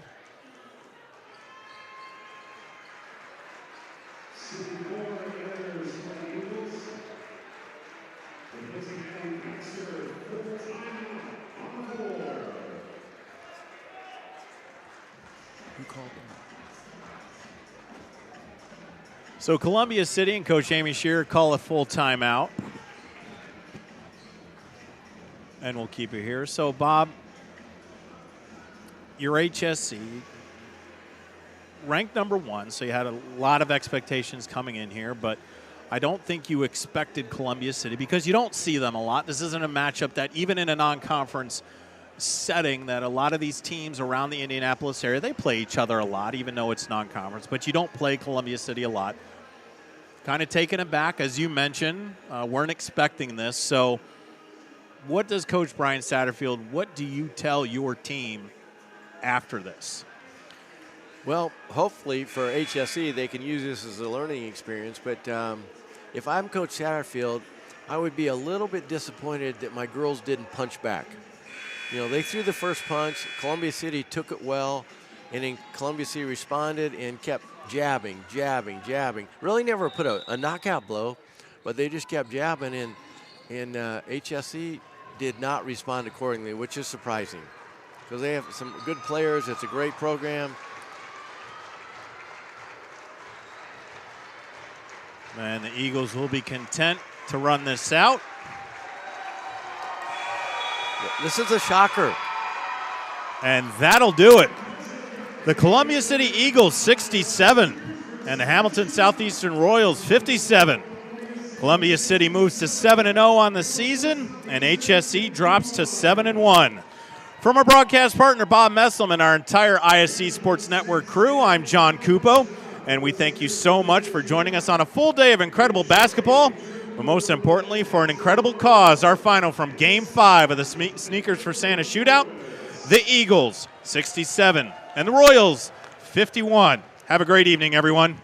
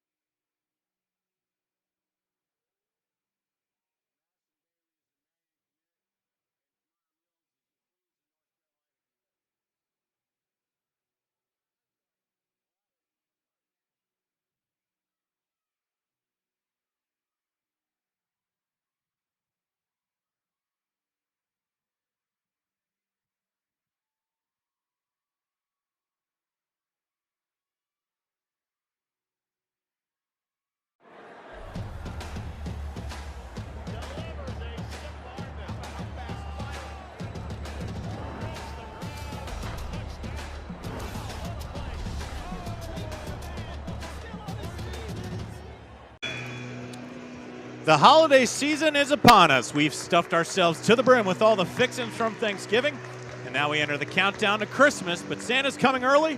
He's checked his list, and shoes are the hot item. We've arrived at the Sneakers for Santa Shootout here at Brownsburg High School on this last Saturday of November. Good evening, everyone. Alongside my broadcast partner, Bob Messlin, I'm John Cupo, and we're excited to bring you this incredible non-conference matchup on the ISC Sports Network between the number 2 and number 11th ranked teams in the state, as it's the Lady Stars of Bedford North Lawrence playing the neutral host to the Wildcats of Lawrence North. Going to bring in my partner, Bob Messelman. Bob, we've seen just about everything in these first 5 games and all that has been special. What do these two teams bring to the table that can put the icing on the top of this incredible day of basketball?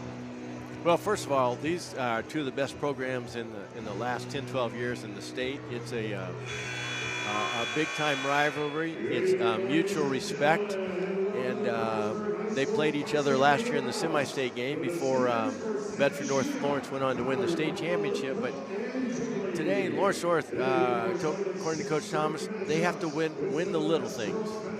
They have to embrace the atmosphere and play as they've played all year.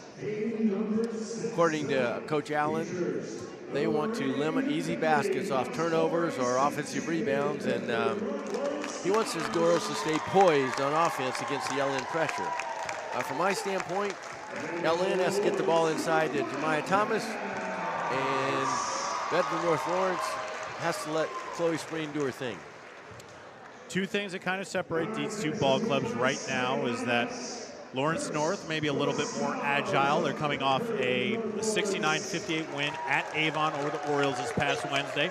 Bedford North Lawrence maybe a little bit more rusty, not playing until last Saturday by a 10-point victory over the Jeffersonville Red Devils, 54-44 in that one. I don't know if that'll play anything into this. You're looking at right now the reigning state champions, the Bedford North Lawrence Lady Stars last year at Cambridge Fieldhouse took home the trophy, and they have some of not just great basketball players, Bob, but really some of the best in the state.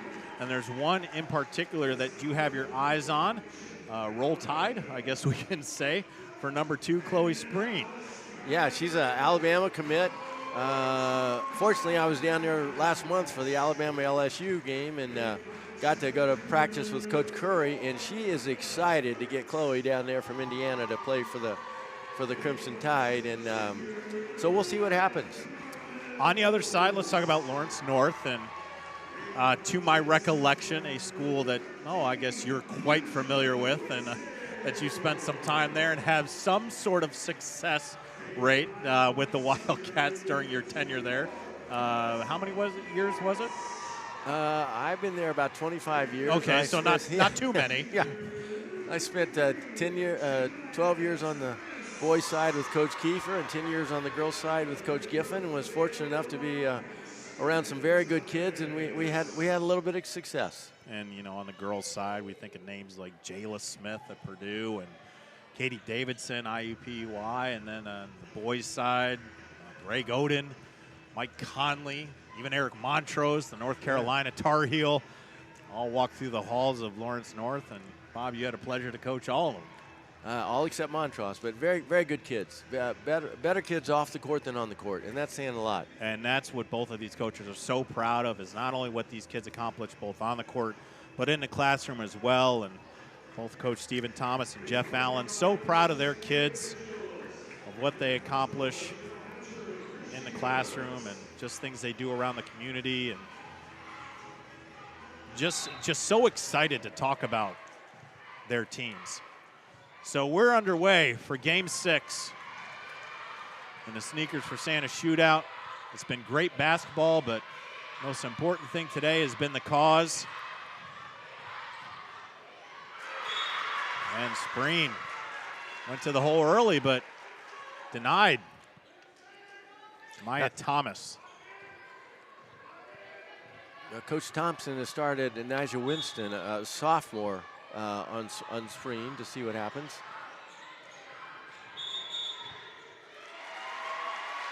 So a 3-second violation. What's interesting is they let the pushing go on.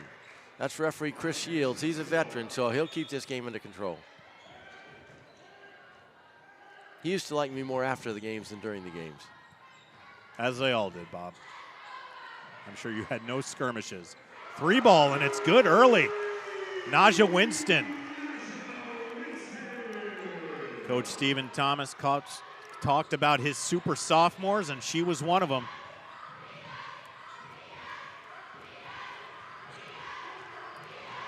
So just underway here. Lawrence North out to an early 3-0 lead.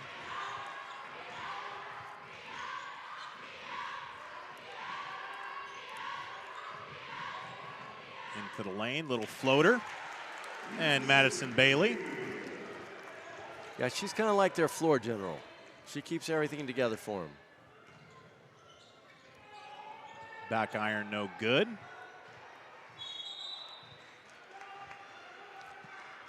Kaya Hurt, junior point guard for Ellen, she really likes that pull-up. Sometimes she'll go all the way to the lane for a floater, but she really likes the 12 to 15-foot pull-up.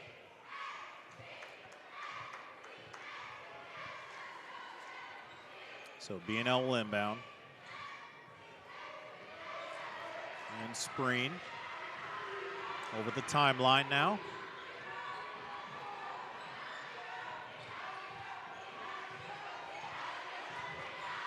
We just saw a dandy between Columbia City and #1 HSC. Spreen, turnaround jumper, front iron, no good. Rebounded by Jemiah Thomas. That was a great cut by Spreen, just couldn't knock down the shot. Lawrence North will have to go inside to Jemiah Thomas. Kaya Hurt.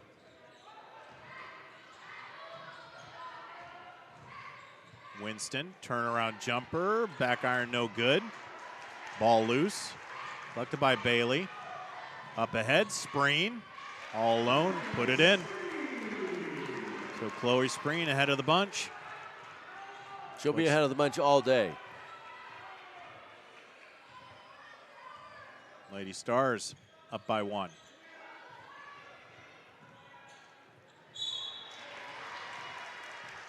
Down low to Jemiah Thomas. And Ellen was fortunate there. That wasn't a very good post feed. Jemiah was double teamed, and I think Spreen went over the back.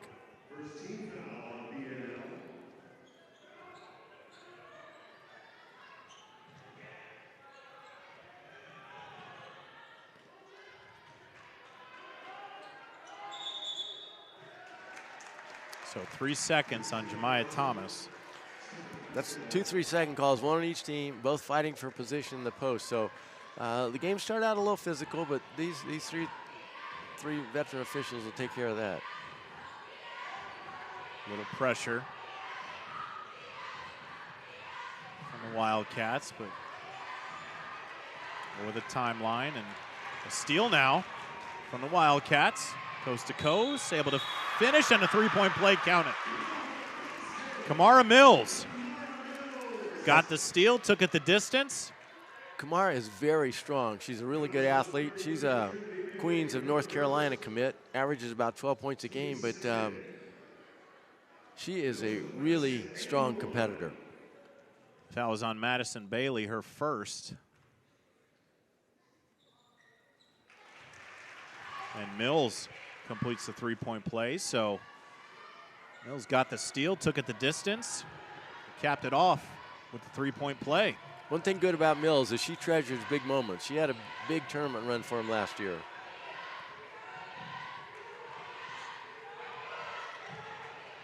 Good look from Spreen. Bailey couldn't finish, but she got fouled, and she'll go to the line for 2. Well, that was a great backdoor cut. LN got caught watching the ball. Foul was on Kamara Mills.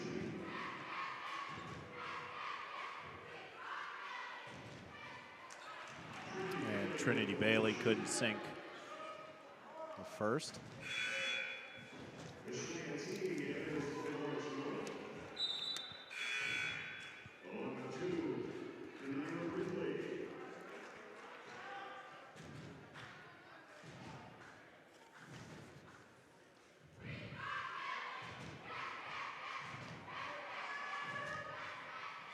And gets a second. So 1 point advantage for the Wildcats. 3 ball. Got it. She is a gamer. Ridley is a gamer. Kanaya Ridley. She's only a sophomore, but she's tenacious on defense and obviously can knock down open threes, but she is very strong.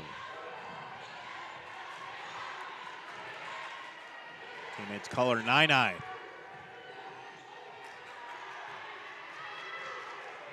Three ball, top of the key. Miley Sherrill couldn't finish it. Rebounded by Madison Bailey.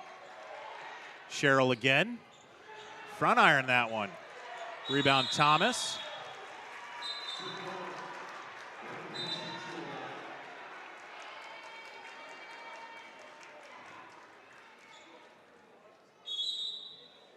Call a jump ball, and that's going to stay with the Wildcats.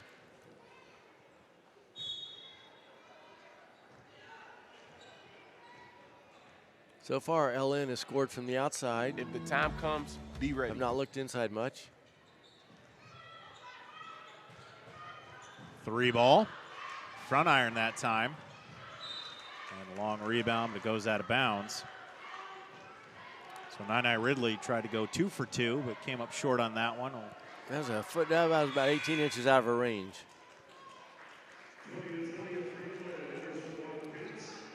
So Natalia Franklin enters, a transfer right down the road from Lawrence Central, the Bears. Good size at 6'1".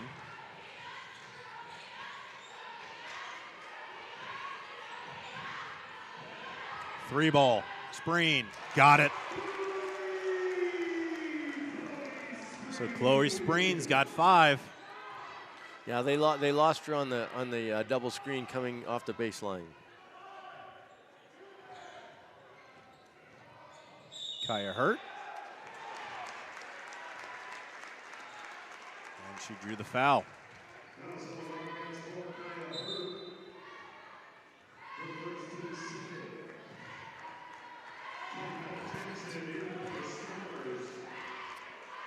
So that's going to be Kaya Hurt's first.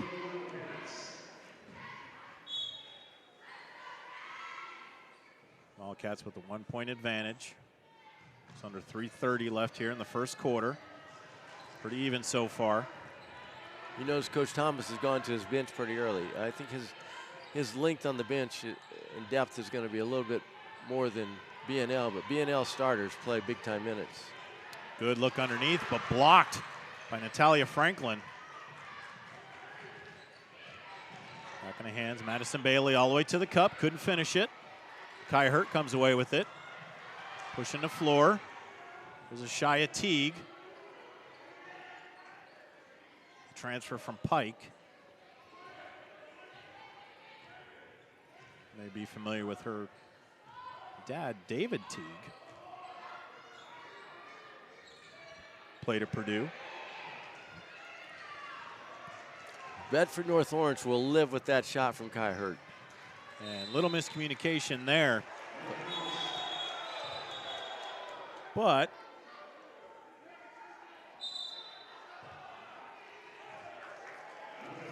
so far, halfway through the third quarter, we've had 3 overturned ref calls after communication. I don't know if they got it right the first time or the second time, but.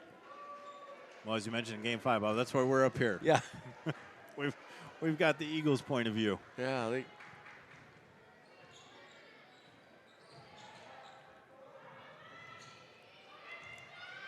Inside, Teague flips it up, couldn't get it. All on the loose, but recovered. What's interesting, Golefsky. As soon as Kaya Hurt, the point guard, fell in, went out, Coach Allen went to a trapping zone. Spreen, pull-up jumper, got it. Smooth stroke. She's got 7. In 6 games today, she's probably the best player.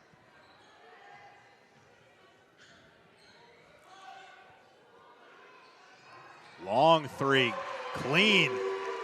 9-9 Ridley with her second 3. She's got 6. The lead back to Lawrence North. Quick pass underneath, couldn't finish. That was Bella Jackson. Adria Butler front ironed it. Rebound by Madison Bailey. Up ahead. Spreen. Skip pass. Now the top.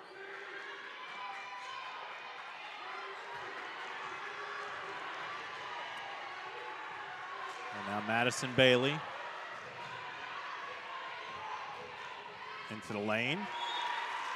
Good help side defense by Victoria. Try to get it into a window there that wasn't quite open.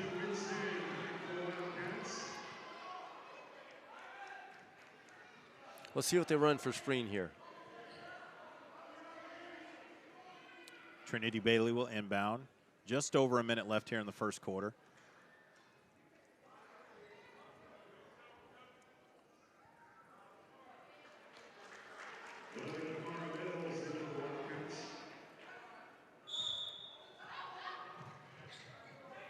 Underneath, Spreen with a good cut. Bob, you looked at me like you knew what was going on there. I've seen it too many times. Now under a minute. Tied at 12s. Naja Winston. 3-ball. And that one comes up short. She was open on the first go-around, but the girl that driving the basket didn't see her or didn't pass. But now, once again, she was a couple feet outside the line, and that's too far out of her range. So 38 left on the clock. I'm guessing B&L is going to hold for a last shot here. They're going to run something.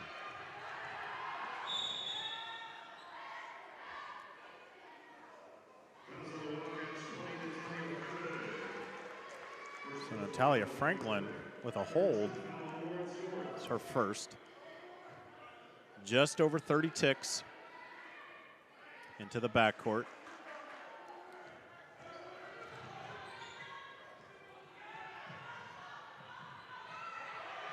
Good backdoor, but Kadria Butler read it nicely, and that ball thrown ahead.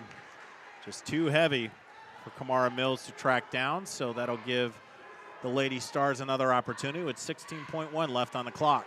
Lawrence North had a good reaction to the backdoor cut with Chloe on that. So Bailey now, top of the key to Spreen. 5 on the clock. 3-ball, and there's a travel with 1.5 left on the clock.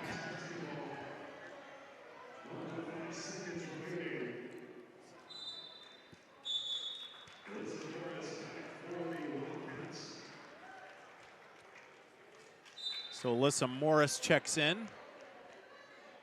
It is to Morris. She'll shoot it from half court and comes up short. And after a good first quarter, it's the Wildcats and Lady Stars tied at 12. On a Sneakers for Santa shootout at Brownsburg High School. You're watching it on the ISC Sports Network. If the time comes, be ready.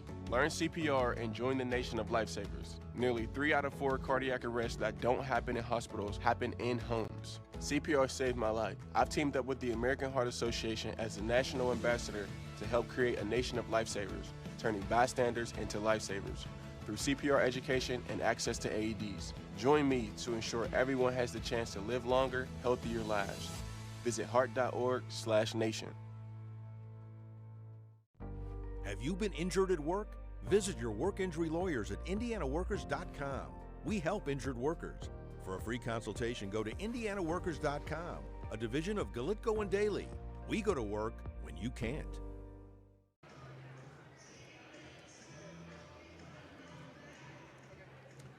Now for more than 30 years, the Indy Card Exchange has been your trusted source for buying and selling trading cards of all kinds, and they are refining the game of professional grading with consultation services to save you time and money. Go to IndyCardExchange.com for more information and to see how you can make money off of your collection. 12-12's the score here to start the second quarter at the Sneakers for Santa shootout on the campus of Brownsburg High School. Alongside my broadcast partner, Bob Meslem, I'm John Cupo. And Bob, pretty spirited first quarter. I think in your expectations, it's kind of what we expected, right? Yeah, they're two good ball clubs, good programs, good coaches, and they got good players. You know, B&L's got Spreen and role players, and LN has a lot of pieces that fit together rather nicely. But the Bailey girls help out Spring, and Coach Allen does a great job preparing for games like this. Nine Ridley, the leading scorer for the Wildcats with 6, and Spring's got 9 of Lady Stars 12, and she's with it now.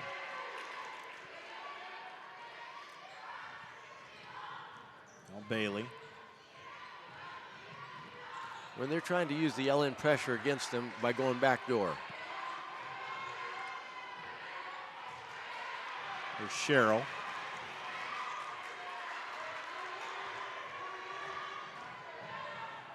Pull-up jumper, front iron, no good. Scrum on the floor. Came out to Spring. Here's a 3 ball. Just grazed the front iron, and rebound by Jemiah Thomas.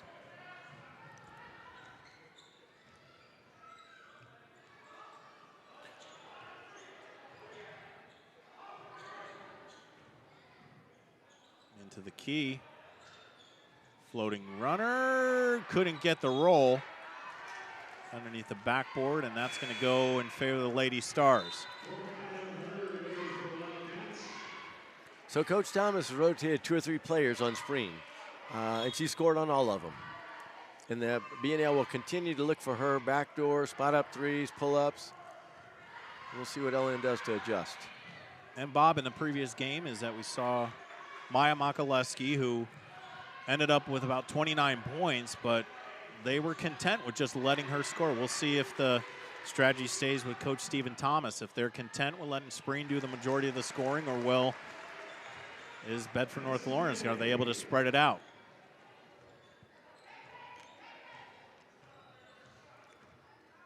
To be successful today, LN's going to have to go into Thomas at some point. And friendly roll for Naja Wilston. It's 5 for her.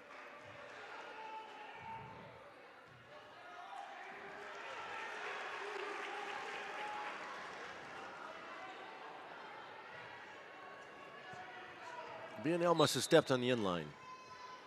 So a turnover, tied at 14s. Back in the hands of the Wildcats. Long inbound pass.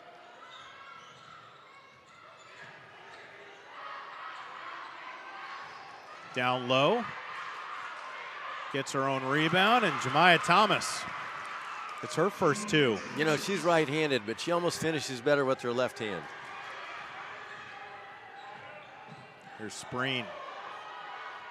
Jump shot, top key, front iron, no good. Rebound by Kaya Hurt. Up ahead, Thomas. Into the right. Couldn't finish. Ball up and around, finally collected by Miley Sherrill.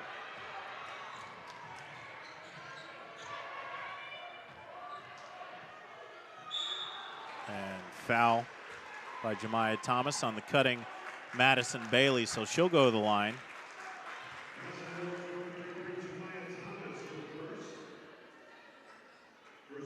For a post, Jemiah Thomas runs the floor very well, both offensively and defensively. And a lot of times Kai Hurt looks ahead for a layup, and unfortunate last time Jemiah was unable to finish. Madison Bailey misses the front end.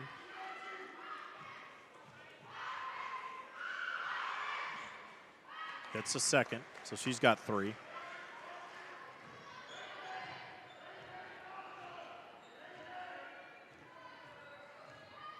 Watch how they'll front the post with Jemiah. There's Thomas. Turn. And she draws the foul. So that's her second.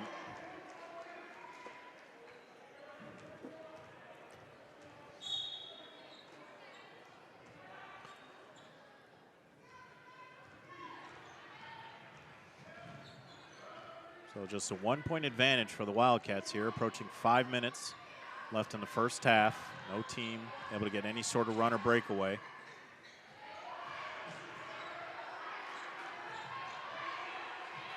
There's Spring. Down low, good pass. Up and under, couldn't finish. Wildcats will push. Up ahead to Jemiah Thomas, that was knocked away. That'll stay with the Wildcats.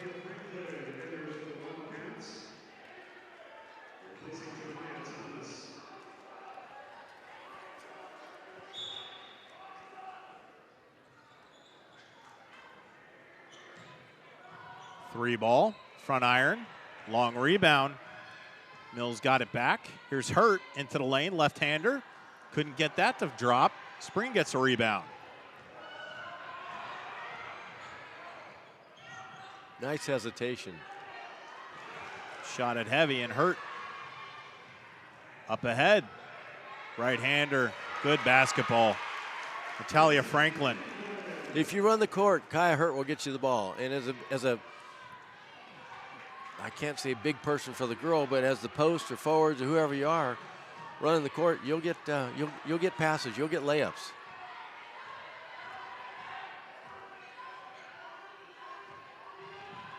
There's Bailey. Throws it up off the glass, no good. And Morris into the lane, left-hander, no good. Franklin puts it back in. So it's a 5-point lead, the largest of the game for the Wildcats. Well, Bedford North Lawrence wants to play more of a half-court game. LN wants to get out and run. And a strip from Naja Winston. Off the glass, no good. But the foul go on Chloe Spreen. That's her second.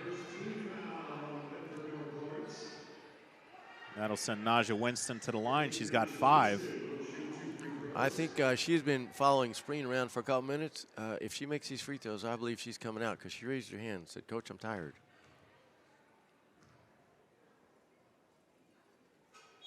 Calmly sinks the first. She's got 6. Bella Jackson. Centers for Coach Allen.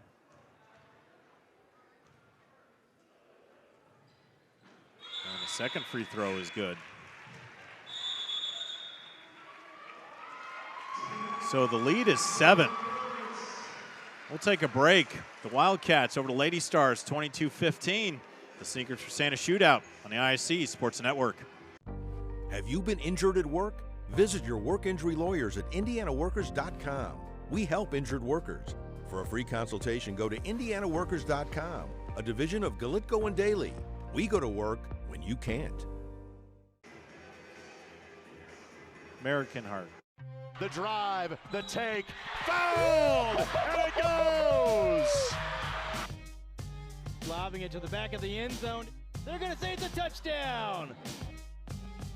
Left foot gets through. Goal for Vargas. Hamilton will score!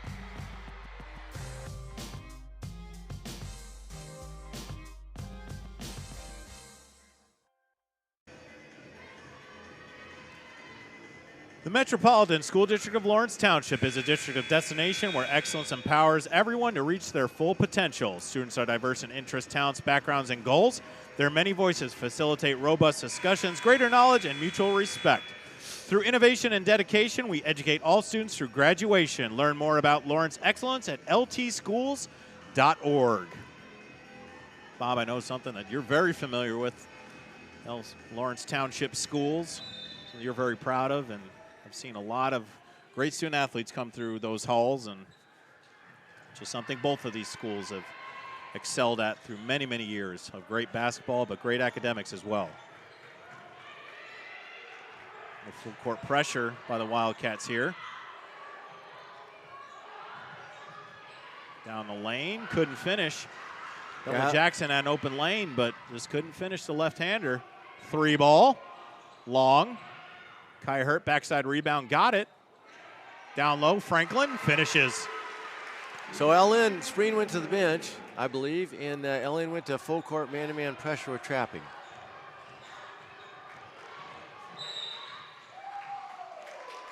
Spreen's out there, I'm sorry.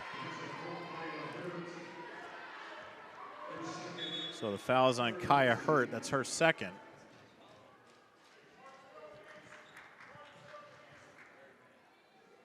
But right now the pace of the game is favoring Lawrence North. The lead is ballooned to 9. A little bit longer bench, a little bit more depth. And this is, I think, the 4th player on Spreen. And Victoria Geis is a very good on-ball defender.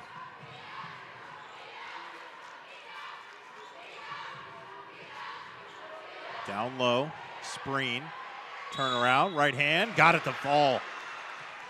So good footwork by the 5'10 senior. They can't let her get that deep.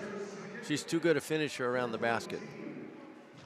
So Spreen in double digits with 11. She'll seek number 12 here. See if she can cut this lead to 6. It's a little carbon copy of the last game with Mikulowski not getting any help. Spreen's not getting any help. And she front irons it. Kaya Hurt to move quickly. Turnaround jumper with the left. Smooth stroke from Kaya Hurt.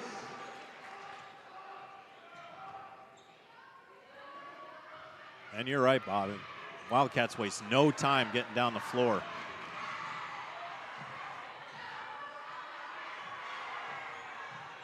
Underneath.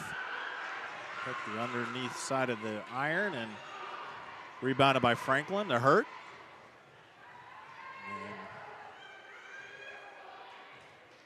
the Wildcats looking for a double-digit lead here on this possession. Under 2 left here in the first half. Down low to Franklin. Puts it up at the right, and she got it. So Natalia Franklin with 8. And the lead is 11.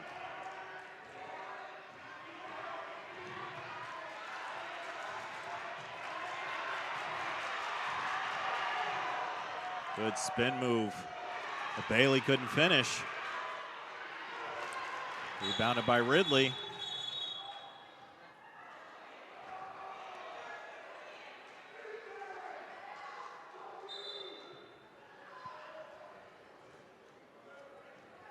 It's all right, young man. There were 2 balls on the court. It's okay. He's got that Raiders jersey on, and they haven't been too good at holding on to the ball this year, so it's all in good fun. Boy, very good defensive play by Bailey on Kaya Hurt. So Chloe Spreen with under a minute. She crosses over Victoria Geis, and she's a little bit too quick for everybody. Yeah, she's going to be at the line for 2 shots.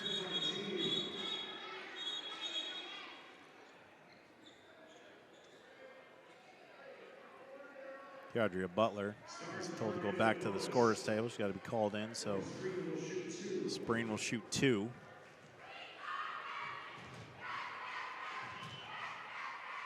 And got that one to fall, so she's got 12. Now Butler will come in. This is a crucial moment for the last minute of the first half for both teams. Coach Thomas has one starter out there. We'll see what happens for the last 58 seconds, see if they can hold on here. And Spreen front irons that one. 3 ball. Got it. Kamara Mills.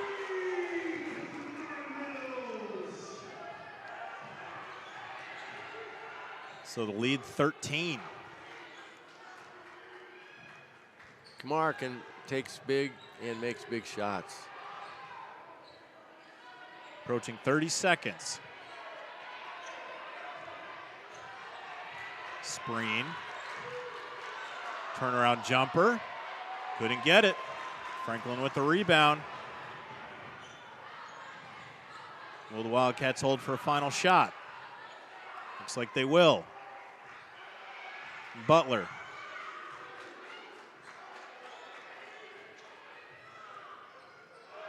In the hands of Mills.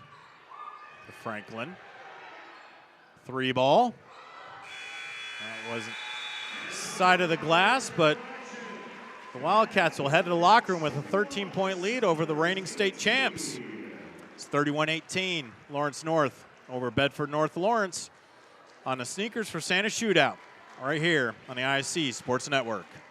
Many communities in rural America are often overlooked as underserved. These communities are being left behind due to lack of internet and access to state-of-the-art technology. That's why Mulberry Telecommunications provides rural broadband services and technology and is growing their presence in north central Indiana. Because every community deserves infrastructure and beyond. To learn more, contact us today. Your life is on the go. Now your viewing habits can be on the go. With the ISC Sports Network app, your team is at your fingertips. You can download years' worth of content from the ISC Sports Network library. High school, college, special events, weekly and monthly shows, wherever you find your favorite app. And you can always find out more information at iscsportsnetwork.com.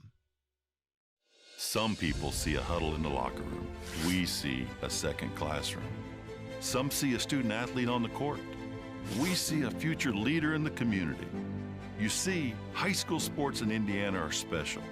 That's because they're about learning and growing, not just winning and losing. Fans, I'm Commissioner Paul Neidig. Support education-based athletics in Indiana by buying a ticket to your high school's next athletic event. Have you been injured at work? Visit your work injury lawyers at indianaworkers.com. We help injured workers. For a free consultation, go to indianaworkers.com, a division of Galitko and Daly. We go to work when you can't. Some see a student athlete working on a shot. We see a powerful lesson in persistence. Some see a student preparing for success on an exam. We see a student athlete preparing for success in life. Proud to keep education in front of athletics since 1903.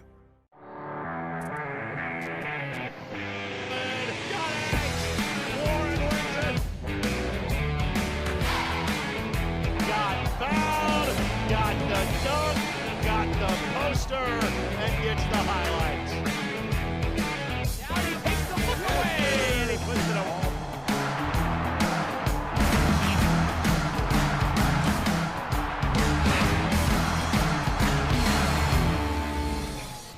The ISC Sports Network is your home for sports content across the Hoosier State.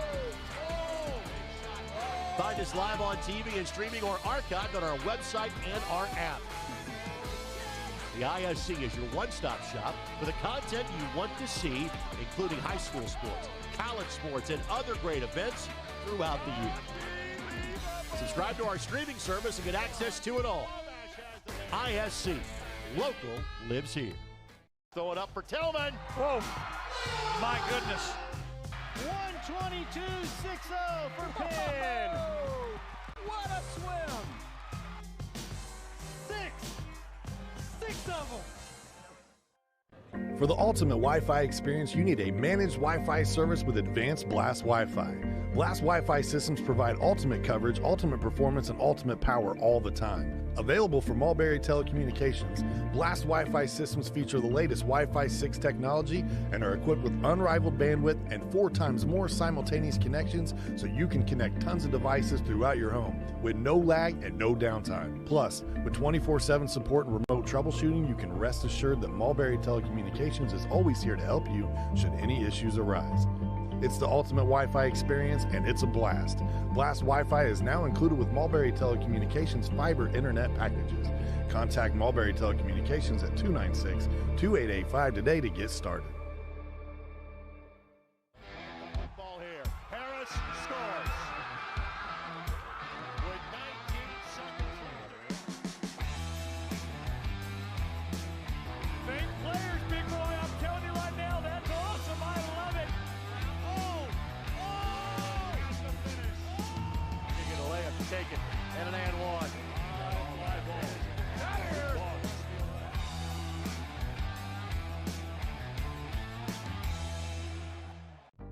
Have you been injured at work? Visit your work injury lawyers at indianaworkers.com. We help injured workers. For a free consultation, go to indianaworkers.com, a division of Galitko and Daly. We go to work when you can't. Some see a student athlete working on a shot. We see a powerful lesson in persistence. Some see a student preparing for success on an exam. We see a student athlete preparing for success in life. Proud to keep education in front of athletics since 1903. Oh, baby! That got me awake! The worm has turned in Logansport. Look at that play. The lob underneath, and if you don't get any picture perfect more than that young man will be glad that our cameras were here for tonight's contest.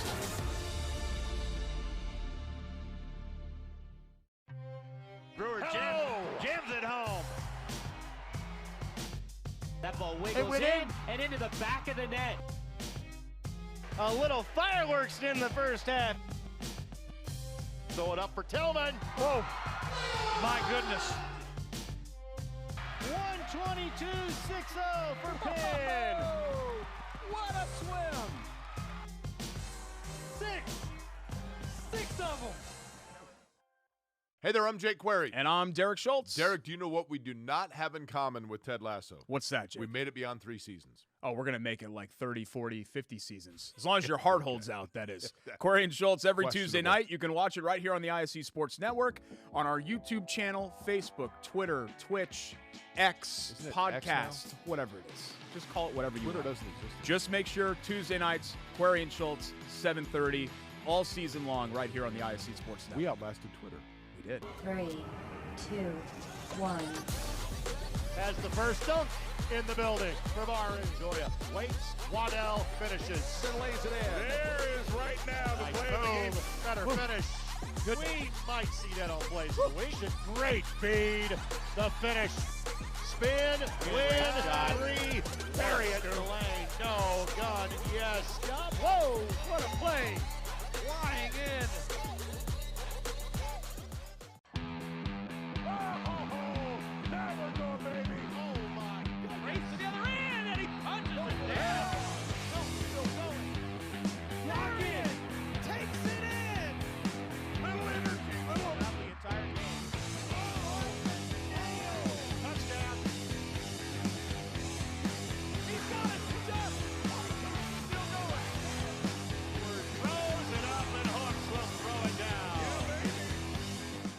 If the time comes, be ready. Learn CPR and join the nation. The drive, the take, fouled, and it goes! Lobbing it to the back of the end zone. They're going to say it's a touchdown. Left foot gets through. Goal for Vargas. Hamilton will score!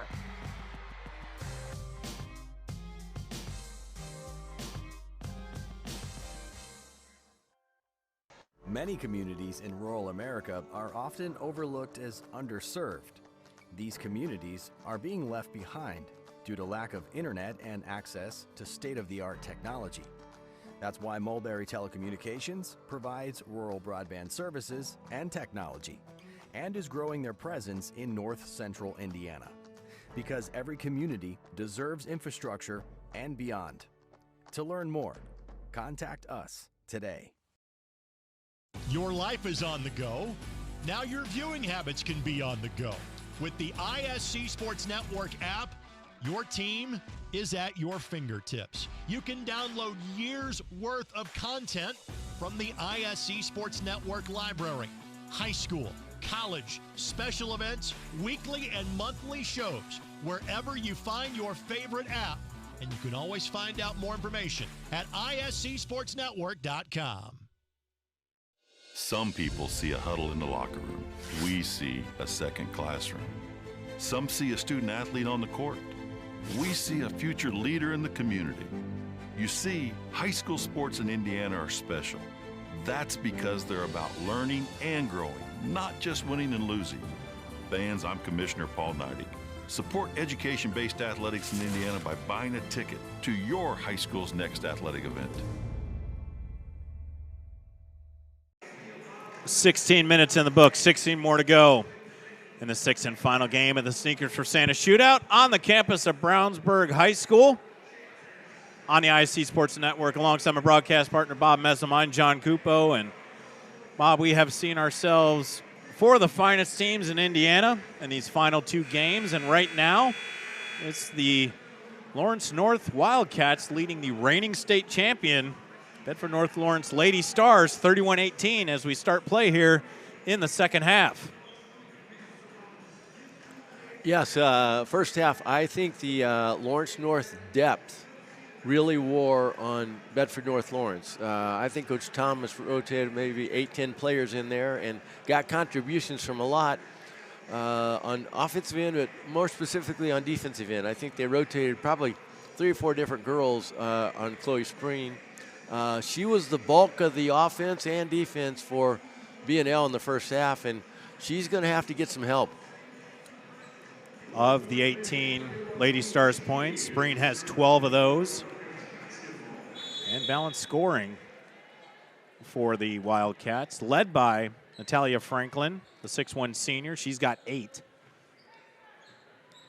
Looks like both teams are back to their starting lineups. There's Kaya Hurt, left-hander floater, no good. Rebound inside. Nice dish underneath to Alyssa Morris. She gets her first 2. And now the lead is 15. Lissy's a very good on-ball defender and pretty tenacious. Good backdoor, but cut off was Spreen. She'll get it. Now top of the key.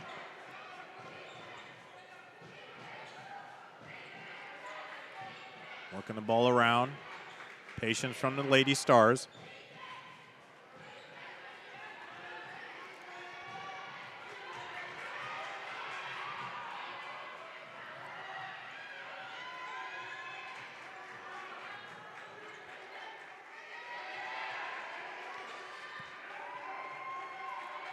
Now Spreen, see if she can do something one-on-one against Winston.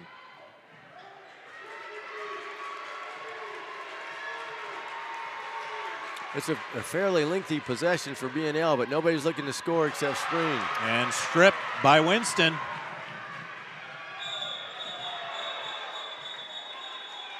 And took a hard hit to the deck. Take her time, getting up. It's a jump ball. It's going to go back to the Lady Stars. Winston gets up.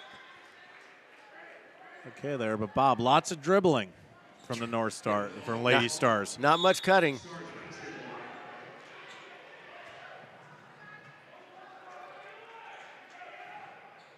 Spreen, jumper, couldn't finish. That's going to be a push off for Jemiah. She didn't have to do that. She had good position, but when you're bigger than your opponent, it's hard to push off and not get caught.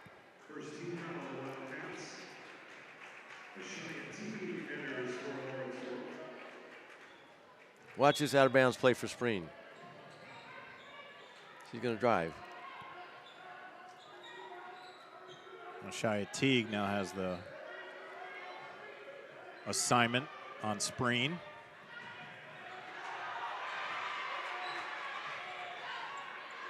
Skip pass. Up again to Spreen. She'll take the 3. Front ironed it. Offensive rebound from Bailey, but couldn't finish. Now Kaya Hurt. Up ahead, Teague.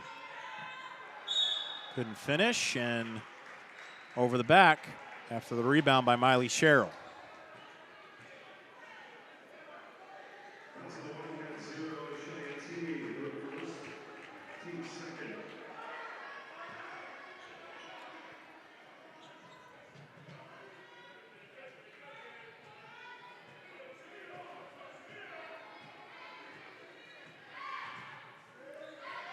So now a trap.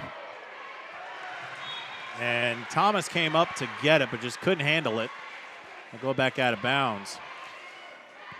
Well, you notice Lissy Morris is allowing Bailey to dribble the ball, but she's trying to keep her on the left side of the court. Back door, there's Spreen, but blocked by Shia Teague.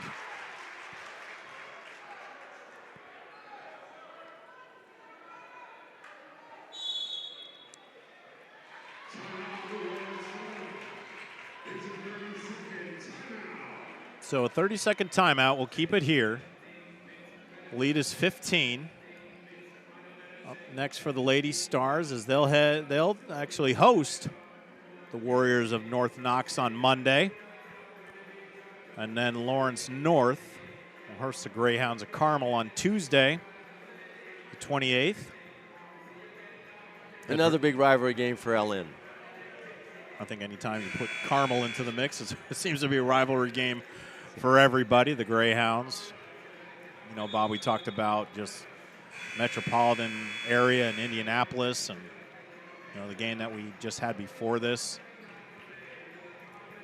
Capital City came down from north of Fort Wayne and kind of imposed their will on Hamilton Southeastern. Columbia City, I'm sorry, Capital City. Gosh, I'm thinking of Simpsons. My mind's all over the place. But Columbia City and the Eagles, Coach Amy Shear just played a overall fantastic game against the #1 ranked Hamilton Southeastern Royals. And right now, Coach Stephen Thomas and his 11th ranked Lawrence North Wildcats have a 15-point advantage against the reigning state champion Bedford North Lawrence Lady Stars. Good look underneath. Jemiah Thomas. I tell you, she runs the court as well as any big person in Indiana. The 6'2 junior. Running one-hander from Spreen. Do you notice how hard she's having to work for her points? Every point has been a challenge. What does she have, 15, 18 points, but she has had to work, and there's been multiple defenders trading off on her, and she has not gotten a really easy basket, to say the least. She's got 14. She leads the way for the Lady Stars, but 14 of the 20. And, Bob, you know, we just talked about the game prior to this is Columbia City. We saw Maya Makaleski. She had 29 in that contest, but they knew that she was going to score, but a lot of those baskets were contested, and just at the end of the day, they knew that she was going to get the ball every time. And if she made it, great. If she didn't, okay. There was no one else who was going to help her. And right now, there's no supporting cast for the Lady Stars that are helping the all-world Chloe Spreen. Point well taken. So we're hitting the 5-minute mark here in the third quarter. It's a 15-point advantage for the Wildcats at Lawrence North. 3 ball. Got it. Alyssa Morris. She's got 5.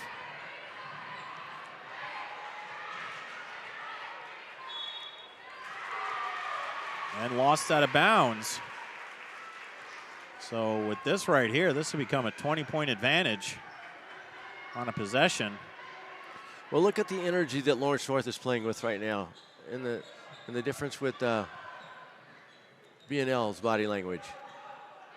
Down low to Thomas. In lane, 3-second violation.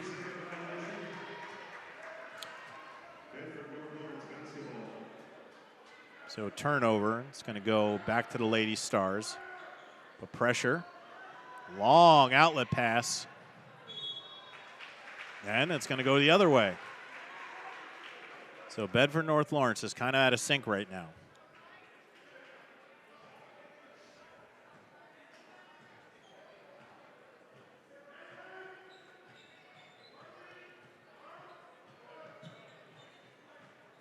It's Kaya Hurt.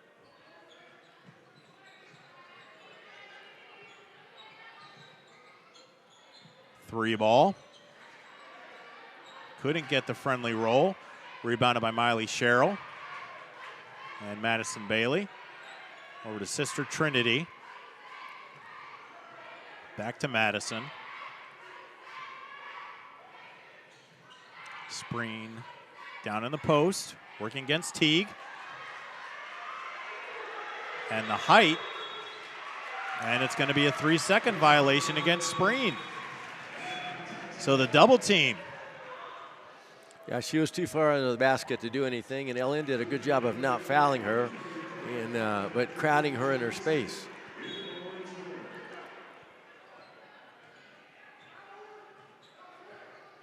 So the lead's still 18.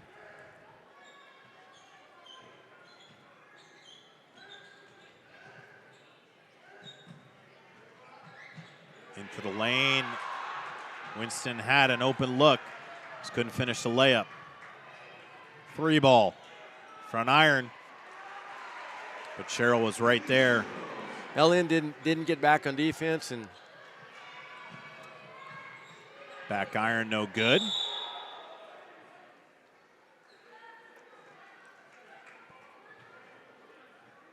that was probably too quick. You notice Coach Thomas saying settle down a little bit. That was a 1-pass 3 from somebody that just came in off the bench. And I'm sure he would like a little better shot, maybe a little longer possession. Those last 2 possessions is transition jumpers, and something we haven't seen from Lawrence North all ball game is usually it's a quick layup or they set the offense, but those are jumpers on the fast break, and Coach Thomas doesn't want that. So we'll see what they do here. The lead is 16. Now they'll set the offense. Down in the post.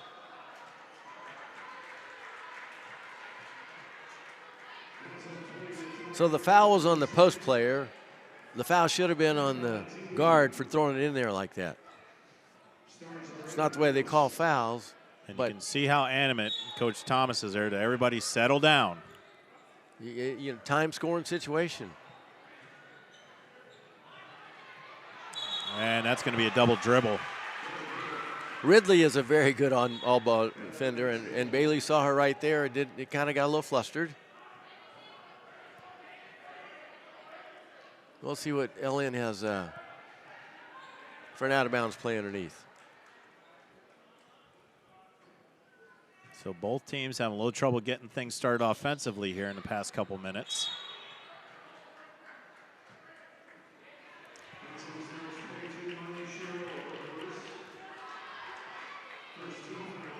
So a foul on Miley Sherrill off the ball.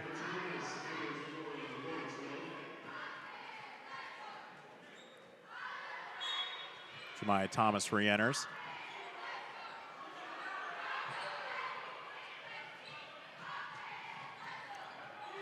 Couple 3 careless possessions in a row by Lawrence North.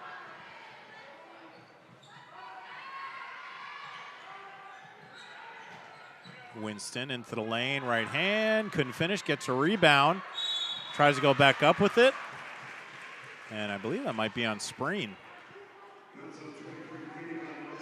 Nope, Katie Godlewski.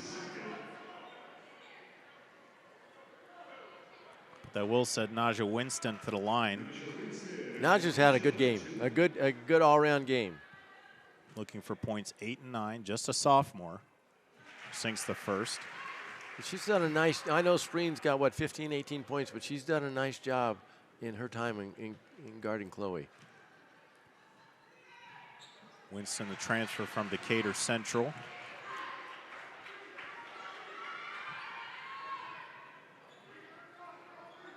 Coach Thomas has a very good defensive lineup in there right now. So the lead back up to 18. This is the largest that it's been. Left hand, good basket from Miley Sherrill.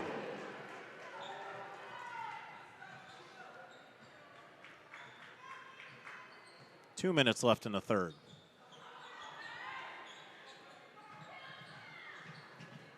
Winston down to Thomas, couldn't finish it. Winston with the rebound. Back to Thomas, left hand.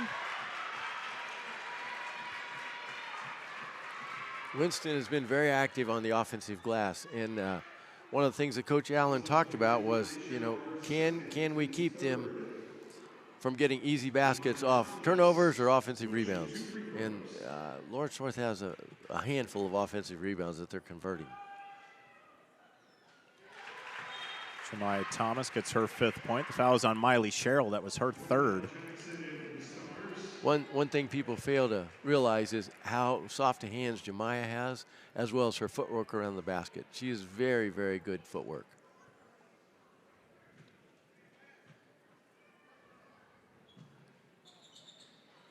And couldn't get the roll off the back of the iron. Rebounded by Spreen. And she pushes the pace, pulls it back out. Now she goes into the lane. But Winston doesn't let her go. And you can see it. Naja Wilson very confident against Chloe Spreen.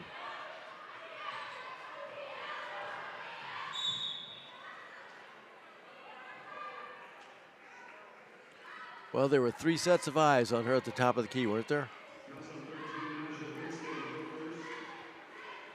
And Winston gets the foul. That's her first. I think B&L is shooting for the rest of the quarter. And you're right, Bob. That sends Spreen to the line, looking for points 15 and 16. And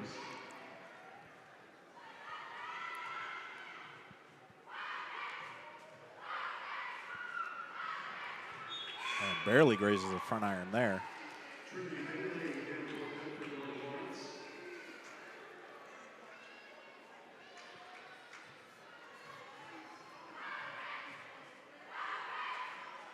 And sinks that one, so she's got 15.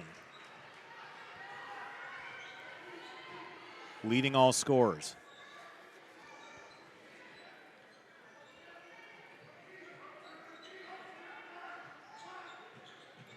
Kaya Hurt.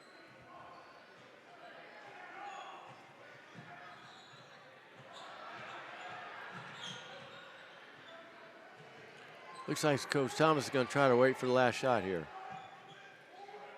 Under a minute. There's Winston. Crossover dribble into the lane, floats it up and in. So Naja Wilson in double digits with 11.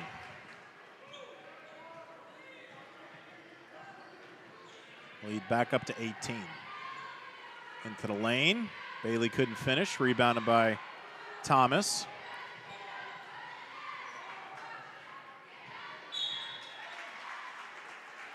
And a foul on Madison Bailey.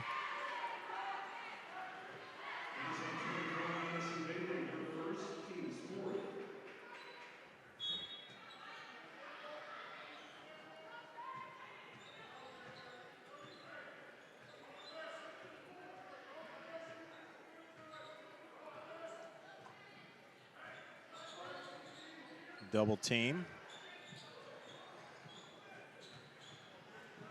Kaya Hurt splits the defense, stolen by the Lady Stars.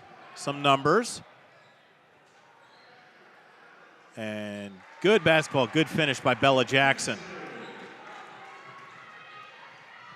Kaya Hurt off the back of the glass, no good. The lead is 16, 43-27 with the Wildcats on top. It's a Sneakers for Santa shootout on the ISC Sports Network.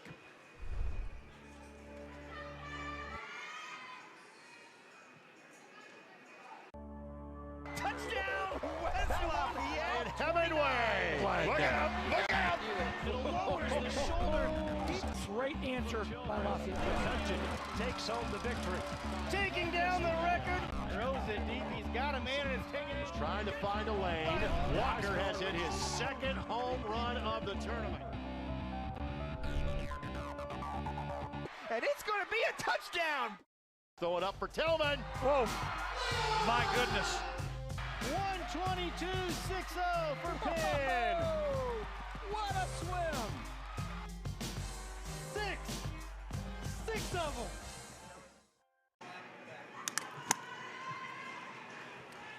Now for more than 30 years, the Indy Card Exchange has been your trusted source for buying and selling trading cards of all kinds. And they're refining the way game of professional grading with consultation services save you time and money.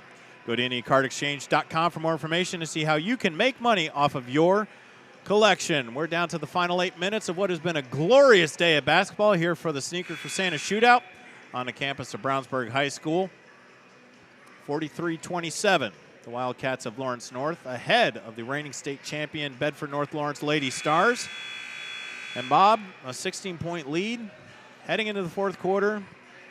It's been Chloe Spreen. She's got 15, but you had mentioned it a few times throughout this broadcast. Those have been a very hard, tough 15 points to come by. Yes, and you know, the lead's not insurmountable because B&L has been known to press, trap, create havoc, get some quick, easy baskets off transition, turnovers, but they're going to go to half-court trapping right now. and LN's going to have to take care of the basketball. 3 ball. Front iron, no good. Spring with the rebound, but knocked away. Down low. And Jemiah Thomas puts it back up, in for 2. The lead is 18. I can tell you why that timeout took place. Is Coach Thomas did not like that 3-shot 3 seconds into the fourth quarter with a 15 point, 18, whatever point lead he had. So I'm just telling you why that timeout was called. Coach is always right. In addition to learning hands-only CPR, the American Heart Association encourages schools, businesses, and other organizations to have a cardiac emergency response plan. Free templates and resources are available from the American Heart Association. Simply scan the QR code now that you see on your screen. And, well, Coach, you're right. I mean, you have a 16-point advantage, and you're 3 seconds into it. And you shot the 3 ball relatively well through this one, but no need to shorten the possession when you can pass the ball around, move it around a little bit. You've shown that you can hold on to the ball and extend the possession a little bit. So I'm sure you're exactly 100% right, is that Coach Stephen Thomas say, hey, wait, we don't need this. We're not trying to get back into this one or maybe get a little momentum here. We're up 16. Yeah, every coach has seen that movie before. You get up and you relax and you take shots and you get a little careless, and all of a sudden it's a ball game. And I'm sure B&L was excited, left that girl open. She shot a 3.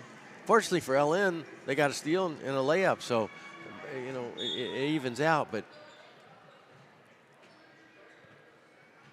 well, the Wildcats still growing. I mean, of all the games that we've seen, or all the teams that we have seen, is the Wildcats only 3-1. They've only played 4 games. Their only loss, though, coming to the 8th-ranked team in the state, Zionsville. And that was their first game. Would have ripped off 3 in a row. And I saw that game. And Lawrence North is better today than they were against Zionsville. And something that Coach Thomas emphasizes throughout the entire season. Just get better. Learn from your mistakes. Get better. You're a young team. They only play a couple, 3 seniors. Spreen, fadeaway jumper, no good. Rebound Morris, up ahead. And that's going to be kicked out of bounds by Bella Jackson. It'll stay with the Wildcats. And Coach Thomas is saying, girls, settle down, settle down. That was not there, but Jemiah's running the court, and they're going to try to reward her with the ball. So on the inbound. Down low. And Thomas couldn't handle it, so it's a turnover. And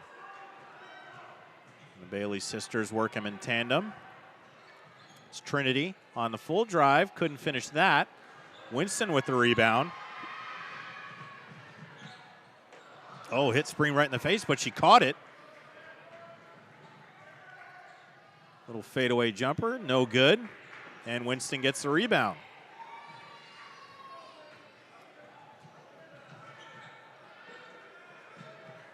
Three ball, got it. Alyssa Morris, that's her second 3, and she's got 8.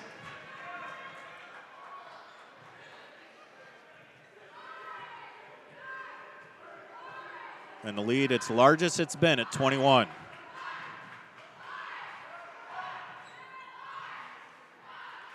Good finish by Bella Jackson. She's got 4. You know, it's the last couple possessions, B&L has scored relatively quick. That was not happening earlier. So LN has gambled a couple times. B&L's got to the basket. And there's a strip from Jackson on the floor. She comes up with it to Spreen. But she was fouled.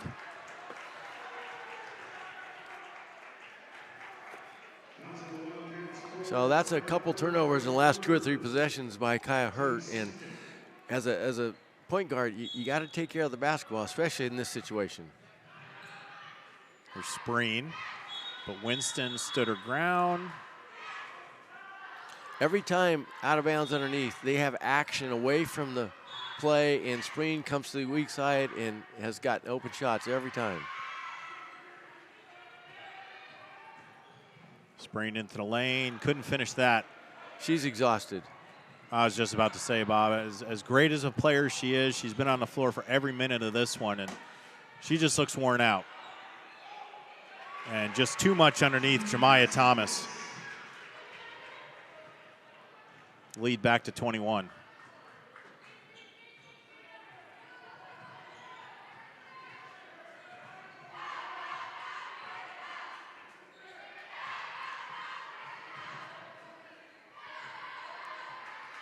And they're keeping the ball out of Madison Bailey's hands. We're trying to, and there they go. And there's a strip. And that's going to be a foul on Miley Sherrill. That'll be her fourth. So Lissy Morse has done a great job of keeping Bailey under control with and without the ball, which is, she's a generator of their offense, and it's made it harder on Spreen.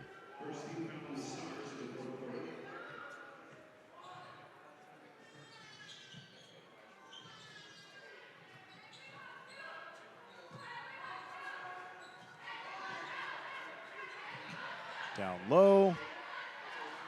Couldn't finish. Rebound Spreen.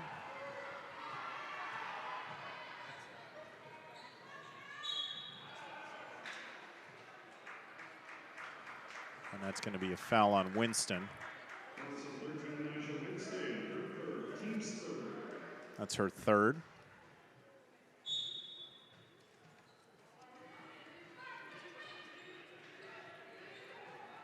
Finally gets in. Here's a three ball. Back iron, no good. Rebounded by Jemiah Thomas.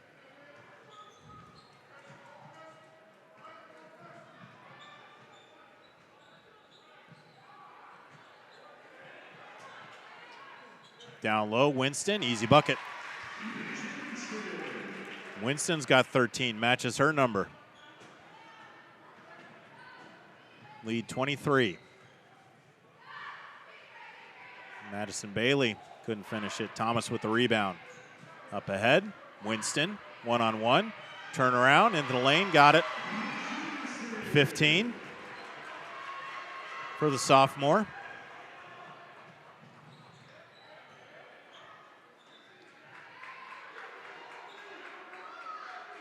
Spreen three ball, front iron no good. She has no legs left. She's exhausted. She's played quite the ball game, but she hadn't had any help. Baseline jumper, good by Kamara Mills. And that's an energy timeout, Coach. The lead has gotten to 27. We're going to take a break on the Sneakers for Santa Shootout, brought to you by the ISC Sports Network. Ball here. Harris scores. With 19 seconds.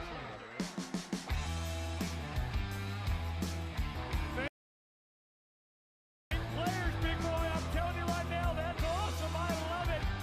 Oh! That's the finish. You get a layup to take it. And an and one.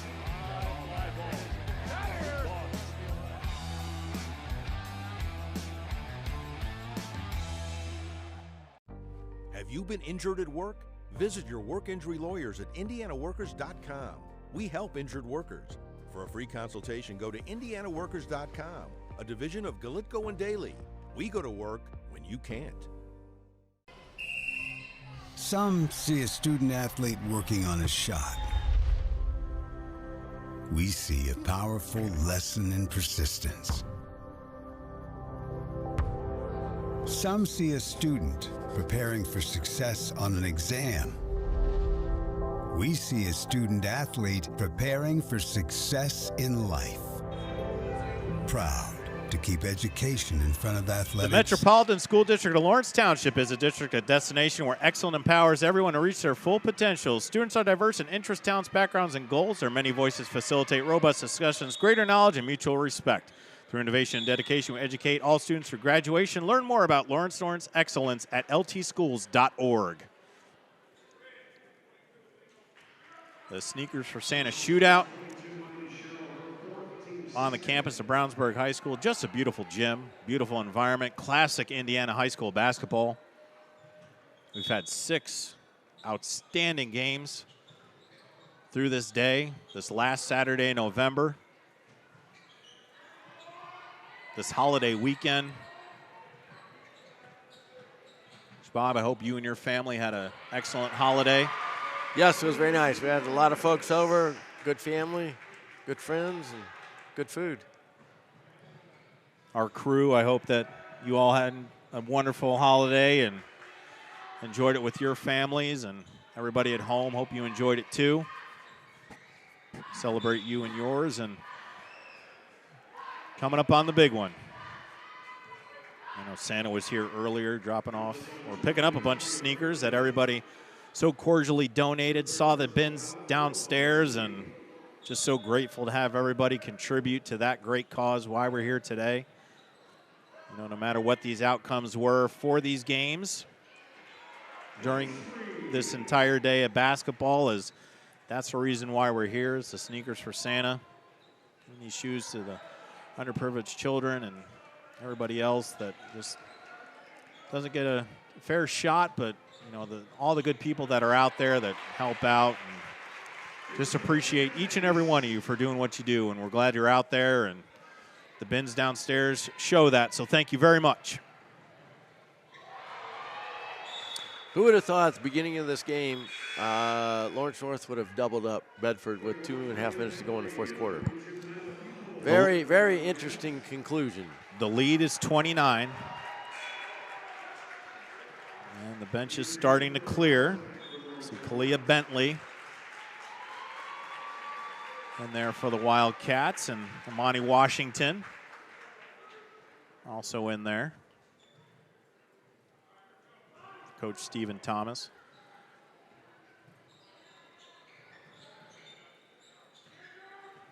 And Boy Spreen's still out there. 3-ball, and that's pure from Madison Bailey.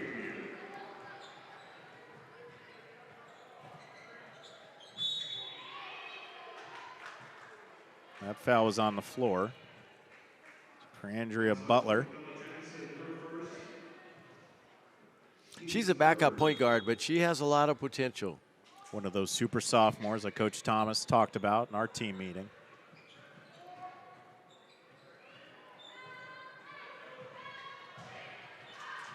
Well, the Lady Stars still going to play hard. They're not going to give up. There's still 2 minutes left in this ball game, and they're going to play till the final whistle.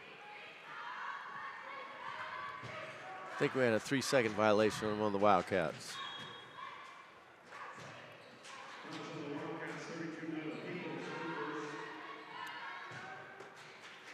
See Tori Nykirk in there, the junior, number 12 for Coach Allen. Ball thrown away, and the steal by Kalia Bentley. There's Nyla Peoples, left-handed, off the glass and good. 4 girls touch the ball in the fast break inside the lane, and that's happened all game for Lawrence North. So Nyla Peoples sat out all last year, the knee injury.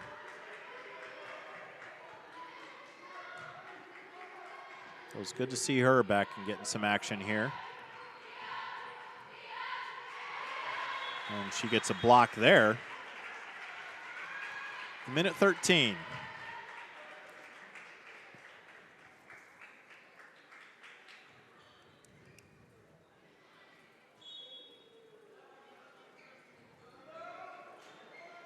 Front iron no good. Nice pass. Bella Jackson couldn't finish, but she'll go to the line for 2.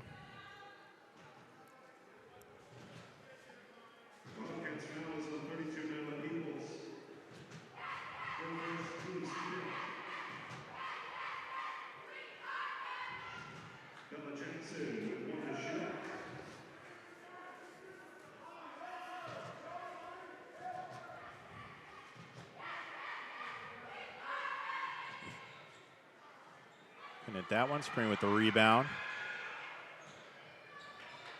Under a minute.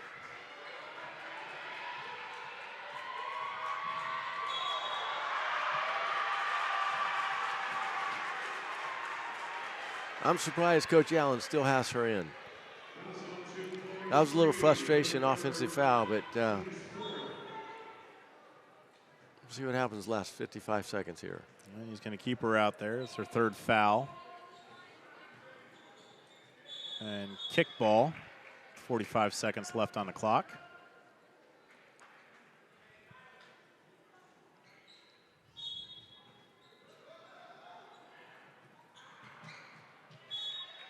And Miley Sherrill interrupts that pass and knocks out of bounds. We'll stay with the Wildcats.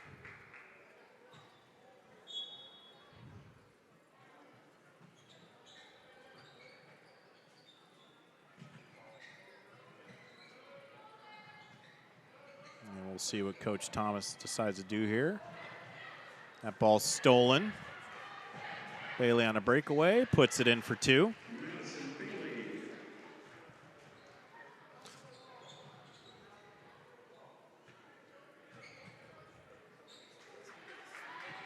And the Wildcats will be content just to dribble this one out.